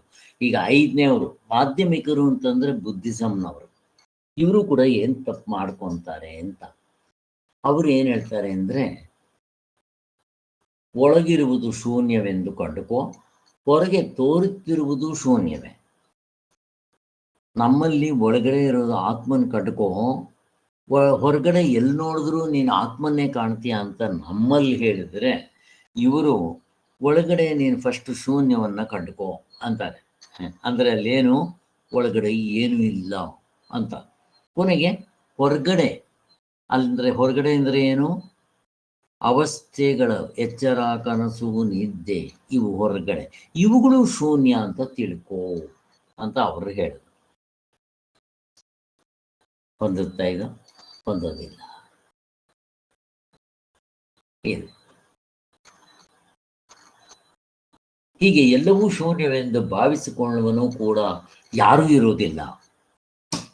ಈಗ ಏನ್ ಗೊತ್ತಾಯ್ತು? ಒಳಗೂ ಶೂನ್ಯ, ಹೊರಗೂ ಶೂನ್ಯ ಅಂತ ತಿಳ್ಕೊಂಡ ನೀನು ಕೂಡ ಶೂನ್ಯ ಅಂತ ತಿಳ್ಕೊ ಅಂತ ಇವರು ಅದನ್ನು ಹೇಳ್ತಾ ಇದ್ದಾರೆ. ಆದ್ದರಿಂದ ಇವ್ರದೂ ಹೊಂದೋದಿಲ್ಲ ಅಂತ ಹೇಳ್ತಾ ಇದ್ದಾರೆ. ಇವರು ನಾವು ಒಳಗಡೆ ಆತ್ಮನ ನಿಜವಾದ ಸ್ವರೂಪ ಅಂತ ಹೇಳ್ತೀವಿ, ಇವರು ಅದನ್ನು ಶೂನ್ಯ ಅಂತ ಕರೀತಾರೆ. ಇಲ್ಲಿ ಈಗ ನನ್ನ ಪ್ರಶ್ನೆ ನಿಮಗೆ, ಈಗ ನಾವು ಗಾಢನಿದ್ರೆಯಲ್ಲಿ ಆ ಆತ್ಮನನ್ನ ಓಂಕಾರ ಅಂತೀವಿ, ಬ್ರಹ್ಮ ಅಂತೀವಿ, ನನ್ನ ನಿಜವಾದ ಸ್ವರೂಪ ಅಂತೀವಿ, ಮತ್ತೆ ಅದನ್ನ ಆನಂದ ಸ್ವರೂಪ ಅಂತೀವಿ, ಇರುವ ಅರಿವು ಆನಂದ ಅಂತೀವಿ. ಹಾಗೆ ಅದನ್ನ ಶೂನ್ಯ ಅಂತಂದ್ರೆ ಏನು ತಪ್ಪು? ಪ್ರಶ್ನೆ ಕೇಳ್ತಾರೆ. ಏನು ತಪ್ಪು? ಯಾರಾದರೂ ಹೇಳಿ. ಹಲೋ, ಕೃಷ್ಣವೇಣಿ, ಪ್ರತಿಭಾ. ಸರ್ ಇಲ್ಲಿ ಶೂನ್ಯ ಅನ್ನೋದನ್ನ ಈ ಅವಸ್ಥೆ ಒಳಗಡೆ ಇರೋ ಒಂದು ಇದಕ್ಕೆ ಸಂಬಂಧ ಅನ್ನೋ ತರ ಹೇಳ್ತಾರೆ ಸರ್ ಅವರು. ಯಾರು? ಅದೇ ಬುದ್ಧಿಸಂ ಅವರು. ಬುದ್ಧಿಸಂನವರು. ನನ್ನ ಪ್ರಶ್ನೆ ಅದಲ್ಲ. ಇನ್ಯಾರಾದರೂ ಇದಕ್ಕೆ ಆ್ಯಡ್ ಮಾಡಿ ಏನ್ ಹೇಳ್ತೀರಾ? ಆನಂದ ಆಗುತ್ತೆ, ಅದೇ ನಮ್ದು ಆತ್ಮ ಸ್ವರೂಪದ ಇಂದ ತಿಳ್ಕೊಳ್ಳೋ ಅಂತದ್ದು. ಕರೆಕ್ಟು. ಈಗ ನೀವು ಆನಂದ ಅಂತ ಕರೀತಿರಲ್ಲ, ಅದನ್ನ ಬೈ ಚಾನ್ಸ್ ಬುದ್ಧಿಸಂನವರು ಶೂನ್ಯ ಅಂತ ಕರೆದ್ರೆ ತಪ್ಪೇನು? ನಾನು ಕೇಳ್ತೆ, ಇದು ಪ್ರಶ್ನೆ ನಂದು. ಏನ್ ತಪ್ಪು ವಿಶಾಲ್ ಅವರು? ಅದೇ ಸರ್, ಅನಾತ್ಮಕ್ಕೆ ಸಂಬಂಧಪಟ್ಟಂಗೆ ಅವ್ರು ಅದನ್ನ ಹೇಳ್ತಾರೆ ಅಂತ ನಾನು ಹೇಳಿದೆ ಸರ್. ಇನ್ಯಾರಾದ್ರೂ ಕಾಮೆಂಟ್? ಎ- ಎಲ್ಲಾನು ಶೂನ್ಯ ಅಂತ ಅನ್ನೋದಕ್ ಆಗೋದಿಲ್ಲ. ಅನುಭವ ಒಂದ್ ಇದ್ದೇ ಇರುತ್ತೆ. ಅದನ್ನೇ ನಾವು ಆನಂದ ಸ್ವರೂಪ ಅಂತ ಹೇಳ್ತೀರಿ. ಇವಾಗ ನೀವು ಅನುಭವ ಅಂತ ಏನ್ ಕರಿತೀರೋ, ಈಗ ಫಾರ್ ಎಕ್ಸಾಂಪಲ್ಲು ನೀರನ್ನ ಒಬ್ಬೊಬ್ರು ಒಂದೊಂದು ಹೆಸರಿಂದ ಕರೀತಾರೆ. ವಸ್ತು ಒಂದೇ, ಅಂದ್ರೆ ಆ ವಸ್ತು ನಾನು ಕುಡಿದ್ರೆ ಬಾಯಾರಿಕೆ ಹೋಗುತ್ತೆ, ಅಡುಗೆ ಮಾಡೋದಕ್ಕಾಗತ್ತೆ, ಮೈ ತೊಳ್ಕೊಬಹುದು, ಬಟ್ಟೆ ತೊಳ್ಕೊಬಹುದು. ಆ ವಸ್ತುಗೆ ಕೆಲವರು ನೀರು, ಪಾನಿ, ತಣ್ಣಿ, ವಾಟರ್ ಹಿಂಗೆಲ್ಲ ಹೇಳ್ತಾರೆ. ಅದೇ ರೀತಿ ನಾನು ಹೇಳೋ ಆ ಗಾಢನಿದ್ರೆ ನಿಜವಾದ ಸ್ವರೂಪವನ್ನ ಆತ್ಮ, ಬ್ರಹ್ಮ, ಓಂಕಾರ, ಭೂಮ, ಬ್ರಾಹ್ಮಣ ಮತ್ತೆ ಔಪನಿಷತ್ ಪುರುಷ, ಎರವು, ಅರಿವು, ಆನಂದ ಅಂತ ಹಿಂಗೆ ಕರಿತೇನಲ್ಲ, ಬೈ ಚಾನ್ಸ್ ಅದನ್ನ ಶೂನ್ಯ ಅಂತ ಕರೆದ್ರೆ ತಪ್ಪೇನು ಅಂತ ನಾನು ಕೇಳ್ತಾ ಇದ್ದೆ. ಏನಮ್ಮ ವಿಶಾಲ? ಅಂತ ಅದೇ ನಾವ್ ಅರ್ಥದಲ್ಲಿ ಹೇಳ್ತೀರಲ್ವ. ಕರೆದ್ರೆ ತಪ್ಪಿಲ್ಲ ಸರ್.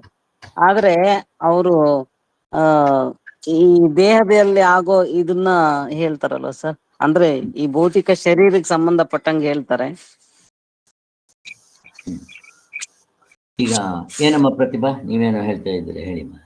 ಅದೇ ನಾವು ಇರುವ ಅರಿವು ಆನಂದ ಇದ್ದೇ ಇದೆ, ಇದೇ ಇದೆ ಇದೆ ಅನ್ನೋದನ್ನೇ ನಾವು ಆನಂದ ಅಂತ ಅಂತೀರಿ.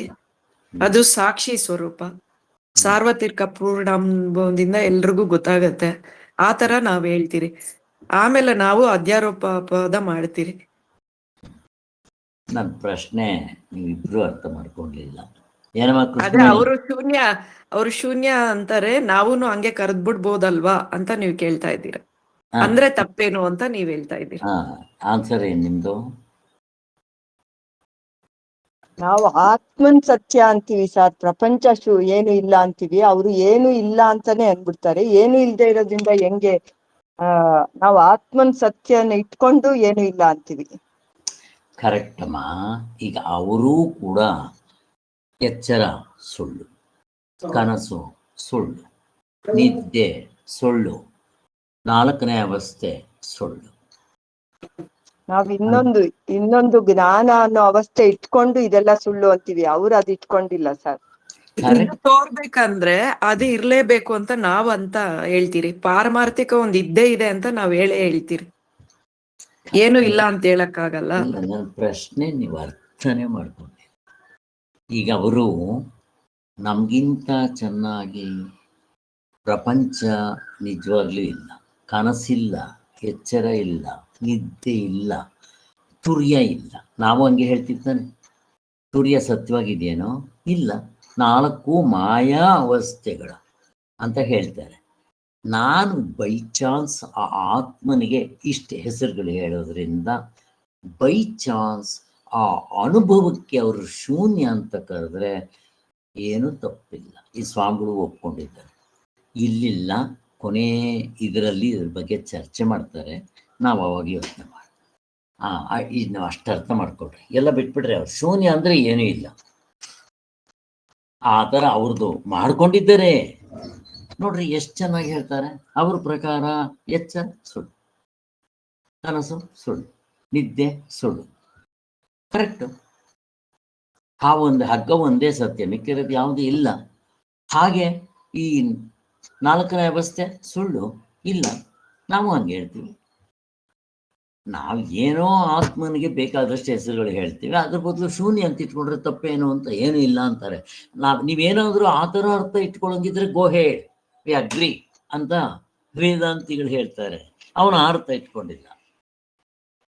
ನೀನೇನಾದರೂ ನಾವು ಆತ್ಮ, ಬ್ರಹ್ಮ, ಓಂಕಾರ, ಆ ನೀರಿಗೆ ಬೇಕಾದಷ್ಟು ಹೆಸರುಗಳು ಇಟ್ಕೊಂಡಂಗೆ ನೀನು ಶೂನ್ಯ ಅಂತ ಕರೆದ್ರೆ ಆ ತತ್ವ ಇದೆ, ಅದಕ್ಕೆ ನೀನು ಶೂನ್ಯ ಅಂತ ಕರೆಯೋದು ಆದರೆ ನೀನು ಆ ತತ್ವವನ್ನು ಒಪ್ಕೊಂಡು ಆ ತತ್ವ ನೀನು ಶೂನ್ಯ ಅಂತ ಕರೆದು ನಮ್ದೇನು ಅಭ್ಯಂತರ ಇಲ್ಲ. ಗೋ ಹೆಡ್, ನಮಗೂ ನಿಮ್ಗೇನು ಪ್ರಶ್ನೆ ಇಲ್ಲ. ಬಟ್ ಅದು ಇಲ್ಲ ಅಂತ ಹೇಳ್ಬಿಡ್ತೀಯ ನೀನು, ಅಲ್ಲಿ ನಿಮ್ಗೆ ಒಂದದಿಲ್ಲ. ಇಷ್ಟು ತಿಳ್ಕೊಳ್ಳಿ ಸಾಕು. ಮುಂದೆ ಅದನ್ನ ಚರ್ಚೆ ಮಾಡ್ತಾರಂತೆ ನೋಡ. ಸಾಕ್ಷ್ಯ ಎರಡಿರುತ್ತಲ್ವಾ ಸರ್? ಹ? ಸಾಕ್ಷ್ಯ ಸಾಕ್ಷಿ ಎರಡಿರುತ್ತೆ. ಅದೇ ಊರ್ಕೆ ಉಂಟೆ ಪರಮಾತ್ಮಡು ಮಿಸುಕದೆ ಜೀವಾತ್ಮಡು ಅಂತ ಅವರು ಅದನ್ನೇ ಶೂನ್ಯ ಅಂತ ಹೇಳ್ತಾ ಇದ್ದಾರೆ. ನನ್ನ ಪ್ರಶ್ನೆ ನೀವು ಯಾರು ನೀವು ಅರ್ಥ ಮಾಡ್ಕೊಂಡಿಲ್ಲ. ಅಲ್ಲ ಇಲ್ಲ ಸರ್, ಸರ್, ಪ್ರಶ್ನೆ ಅದೇ ಪ್ರಶ್ನೆ ತರನೇ ಅರ್ಥ ಅದು. ಆಗಿದೆ ಸರ್. ನಾವು ಏನು ದೇವ್ರನ್ನಂತ ಕರಿತೀವೋ ಬೇರೆ ಬೇರೆ ಹೆಸರಿಂದ, ಅವ್ರು ಅದನ್ನ ಶೂನ್ಯ ಅಂತ ಕರೀತಾರೆ. ತಪ್ಪೇನು ಅಂತ ಕೇಳಿದ್ರು ಸರ್. ಹೆಸರು ಏನ್ ಇಟ್ಕೊಳೋದ್ರಿಂದ ತಪ್ಪಿಲ್ಲ ಸರ್. ಅದು ಓಂಕಾರ ಅನ್ಲಿ, ಬ್ರಹ್ಮ ಅನ್ಲಿ, ಸರ್ವೇಶ್ವರ ಅನ್ಲಿ, ಏನಾದ್ರು ಅನ್ಲಿ, ದೇವ್ರು ಅನ್ಲಿ, ಅದರಲ್ಲಿ ಏನು ತಪ್ಪಿಲ್ಲ ಸರ್. ಅದನ್ನ ಶೂನ್ಯ ಅನ್ನೋ ಹೆಸರಿಂದ ಕರೆದ್ರು ಅಲ್ಲಿ ತಪ್ಪಿಲ್ಲ ಸರ್. ಆದ್ರೆ ಅವರು ಯಾವ ಭಾವನೆಯಿಂದ ನೋಡ್ತಾರೆ ಅದು ತಪ್ಪು ಸರ್. ಅದೇ ನಾವು ಯಾವುದೋ ಒಂದು ವಸ್ತು ಇದೆ ಸತ್ಯ ಅಂತ ಹೇಳ್ತೀವಲ್ಲ, ನೀನು ಅದನ್ನು ಒಪ್ಕೊಂಡ್ಬಿಟ್ಟು ಅದಕ್ಕೆ ಶೂನ್ಯ ಅಂತ ಕರ್ಕೋ, ನೋ ಪ್ರಾಬ್ಲಮ್ ಫಾರ್ ಮೀ ಅಂತ ವೇದಾಂತಿಗಳು ಹೇಳ್ತಾರೆ. ಮುಂದೆ ಅದನ್ನು ಚೆನ್ನಾಗಿ ಹೇಳ್ತಾರೆ. ಅದೇ ಆ ಥರ ನೀವು ಸ್ವಲ್ಪ ಅರ್ಥ ಮಾಡ್ಕೊಂಡ್ರಿ ವಿಷಯ. ಇದು ಅಷ್ಟೇ, ಹೆಸರು ಕಟ್ಕೊಂಡು ನಮ್ಗೇನಾಗಬೇಕು. ಈಗ ಫಾರ್ ಎಕ್ಸಾಂಪಲ್ಲು ನೀರು, ತಣ್ಣಿ, ಪಾನಿ ಇವೆಲ್ಲ ಹೇಳಿ ಇವಾಗ ಜರ್ಮನ್ ಅವರು ಇದಕ್ಕೆ ಇನ್ನೇನೋ ಕರೀತಾರೆ, ನಮ್ಗೆ ಹೆಸರು ಗೊತ್ತಿಲ್ಲ. ಆಮೇಲೆ ಇನ್ನು ಪಾರ್ಸಿಯವರು ಇನ್ನೇನೋ ಕರೀತಾರೆ. ಅವು ಏನು ಹೆಸರು ಬೇಕಾದ್ರೂ ಕರೀರಿ, ಬಟ್ ಅದು ಕುಡಿದ್ರೆ ಬಾಯಾರಿಕೆ ಹೋಗುತ್ತೆ, ಅಡುಗೆ ಮಾಡ್ಕೋಬಹುದು, ಮತ್ತು ಅದರಿಂದ ಮೈ ತೊಳ್ಕೊಬಹುದು. ಈ ಉಪಯೋಗ ಇದೆ. ಅದೇ ಥರ ನೀನು ಆತ್ಮ ಅಂತಂದ್ರೆ ಏನು ಬೇಕಾದರೂ ಅಂದರೆ ಅದರಿಂದ ಆನಂದ ಸಿಗುತ್ತೆ. ಎಲ್ಲ ಕರೆಕ್ಟ್ ಒಪ್ಕೊಂಡ್ಬಿಟ್ರೆ ನೀವು ನಮ್ಮದು ಓಕೆಪ್ಪ ಅಂತೀವಿ ಅಷ್ಟೇ. ಇರಲಿ ಬಿಡ್ರಿ, ಇಲ್ಲಿ ನಿಮ್ಗೆ ಇಷ್ಟು ಸುಮ್ಮನೆ ಅಲ್ಲೇದನ್ನೇ ಸ್ವಾಮಿಗಳು ಅದನ್ನು ಹೇಳಿದ್ದಾರೆ. ಈ ಪ್ಯಾರ ಓದಿದ್ರೆ ನಿಮ್ಗೆ ಅರ್ಥ ಆಗುತ್ತೆ. ಅದು 4ನೇ ಇದರಲ್ಲಿ ಇದನ್ನೇ ಮೇಯ್ನ್ ಆಗಿ ಚಿಂತನೆ ಮಾಡ್ತಾರೆ, ಅವಾಗ ಇನ್ನೂ ಸ್ಪಷ್ಟವಾಗಿ ಅರ್ಥ ಆಗುತ್ತೆ. ಇಷ್ಟು ಸಾಕು. ಆದ್ದರಿಂದ ಅಂತ ಶೂನ್ಯವೆಂಬುದು ಹೇಗೂ ಶುದ್ಧವಾಗಲ್ಲದೆ ಎಂದಿಷ್ಟೇ ಹೇಳಿಟ್ಟು ಮುಂದಿನ ವಿಚಾರಕ್ಕೆ ಹೋಗಬೇಕು. ಇಲ್ಲಿ ಆಗ ಶೂನ್ಯವೆಂದರೆ ವೇದಾಂತಿಗಳು ಹೇಳುತ್ತಿರುವ ತತ್ವಕ್ಕೆ ಶೂನ್ಯವೆಂಬುದು ಇನ್ನೊಂದು ಹೆಸರು ಎಂದಿಷ್ಟು ಆಗುತ್ತದೆ. ನಾವು ಹೇಳೋ ಇದಕ್ಕೆ ಇವರು ಶೂನ್ಯ ಅಂತ ಕರೀತಾರೆ ಅಂದ್ರೆ, ಆಗ ವೇದಾಂತಿಗಳ ಮತಕ್ಕೂ ಈ ಬುದ್ಧಿಸಮ್ ಮತಕ್ಕೂ ಯಾವ ವೈಲಕ್ಷಣವೂ ಇಲ್ಲವೆಂದು ಒಪ್ಪಬೇಕಾಗುವುದು. ಒಂದು ಸ್ವಾಮಿಗಳು ಇಲ್ಲಿ ಬರೆದಿದ್ದಾರೆ. ಇನ್ನು ಚೆನ್ನಾಗಿ ಓದಬೇಕು, ಓದಿದಾಗ ನಮ್ಗೆ ಅರ್ಥ ಆಗುತ್ತೆ. ಹಾಗೆ ಅಷ್ಟೇ. ನಾವು ಅಕಸ್ಮಾತ್ ಅದನ್ನು ಶಾಂತಂ ಶಿವಂ ಅದ್ವೈತಂ ಹಿಂಗೆಲ್ಲ ಪ್ರಪಂಚೋಪಶಮಂ ಏನು ಹೇಳಿದ್ರೆ ಅವರು ಅದನ್ನು ಶೂನ್ಯ ಅಂದರೆ ತಪ್ಪೇನಿಲ್ಲ ಅಂದ್ಕೊಳ್ರಿ. ಬಟ್ ಆ ನೀರಿಗೆ ಏನೇನು ಲಾಭ ಇದೆಯೋ ಅದು ಇದೆ ಅಂತ ತಿಳ್ಕೊಂಡ್ರೆ ಗುಹೆ ಏನು ಬೇಕಾದ್ರೂ ಕರ್ಕೊಳ್ರಿ ಅಂತ ಇಷ್ಟು ತಿಳ್ಕೊಳ್ರಿ ಸರ್. ಆದ್ದರಿಂದ ತತ್ವವೇ ಆಗಿ ಅದರಲ್ಲಿಯೇ ನೆಲೆ ನಿಂತು ತತ್ವದಿಂದ ಜಾರಿ ಬೀಳಬಾರದು. ಒಂದ್ಸಾರಿ ಹಗ್ಗ ಅಂತ ಕಣ್ಮೇಲೆ ಜಾರಿ ಬೀಳೋದೇನು ಬಂತು? ಒಂದ್ಸಾರಿ ನನ್ನ ನಿಜವಾದ ಸ್ವರೂಪ ಆತ್ಮ ಅಂತ ಅನುಭವ ಬಂದ ಮೇಲೆ ಮತ್ತೇನೂ ಮಾಡಬೇಕಾಗಿಲ್ಲ ಅನ್ನೋದು. ಆದ್ದರಿಂದ ಈ ದ್ವೈತವೆಲ್ಲವೂ ಅವಿದ್ಯಾಕಲ್ಪಿತವಾಗಿರುತ್ತವೆ ಅಂತ ಹೇಳಿದ್ದಾರೆ. ಆದ್ದರಿಂದ ಈ ವೈದ್ಯತ್ಯ ಪ್ರಕರಣದಲ್ಲಿ ಹೇಳಿರುವ ರೀತಿಯಿಂದ ನಿಶ್ಚಯಿಸಿಕೊಂಡು ತಾನು ತತ್ವವೇ ಆಗಿ ನಿಲ್ಲಬೇಕು. ನಾನೇ ಆತ್ಮಸ್ವರೂಪ, ಅದು ನನ್ನಲ್ಲಿರೋದು ಕಂಡುಕೊಂಡು ಹೊರಗಡೆ ಇರೋದೆಲ್ಲ ಅದೇ ನಾನೇ ಅಲ್ಲಿರೋದು ಅಂತಂದಾಗ ಅದ್ವೈತ ತತ್ವ ನಿಷ್ಠೆಯಲ್ಲೇ ಇದ್ಕೊಂಡು ಬಿಡ್ತಾರೆ. ಈ ಅದ್ವೈತ ತತ್ವದ ವಿಚಾರವನ್ನು ಮುಂದೆ ನೆಕ್ಸ್ಟು ಚಾಪ್ಟರ್ ಶುರುವಾಗುತ್ತೆ, ಕಾರಿಕೆ ಅಂತಾರೆ. ಅಲ್ಲಿ ಅದ್ವೈತ ಕಾರಿಕೆ ಅಂತ, ಮೊದಲನೇದು ಆಗಮ ಕಾರಿಕೆ, ಎರಡನೇದು ವೈತತ್ಯ ಕಾರಿಕೆ, ಮೂರನೇದು ಅದ್ವೈತ ಕಾರಿಕೆ. ನಮ್ಗೆ ಹೀಗೆ ಪ್ರತಿಯೊಂದರಲ್ಲೂ ನಮ್ಗೆ ಇನ್ನೂ ಕ್ಲಿಯರ್ ಕಟ್ ಆಗುತ್ತೆ. ಆತ್ಮನಿಗೆ ಹತ್ರ ಹೋಗ್ತೀವಿ, ನೋಡ್ತಾ ಹೋಗ. ಜೈ ಶ್ರೀರಾಮ್. ಆಮೇಲೆ ಈಗ ನಾನು ನಾಳೆ ಬಂದಾಗ ಇದ್ರ ಸಾರಾಂಶ ಓದ್ಬಿಟ್ಟು ಆಮೇಲೆ ಭಾಷೆಗೂ ಇದ್ರ ಸಾರಾಂಶ ಬಿಡಬಾರ್ದು. ತುಂಬ ಚೆನ್ನಾಗಿ 3 ಪೇಜ್ನಲ್ಲಿ ವೈದ್ಯತ್ಯ ಪ್ರಕರಣ ಸಾರಾಂಶ ಹೇಳ್ಬಿಡ್ತಾರೆ. ಅದಕ್ಕೆ ಸ್ವಾಮಿಗಳ ಪುಸ್ತಕ ಮೊದಲಿಂದ ಕೊನೆಯವರೆಗೂ ಓದಬೇಕು, ಏನೂ ಬಿಡೋಂಗಿಲ್ಲ. ಅದು ಒಂದು ಸಲ ಅಲ್ಲ, ನೀವು ಎಷ್ಟು ಸಲ ಓದಿದ್ರೆ ಅಷ್ಟು ಒಳ್ಳೆಯದು. ಜೈ ಶ್ರೀರಾಮ್.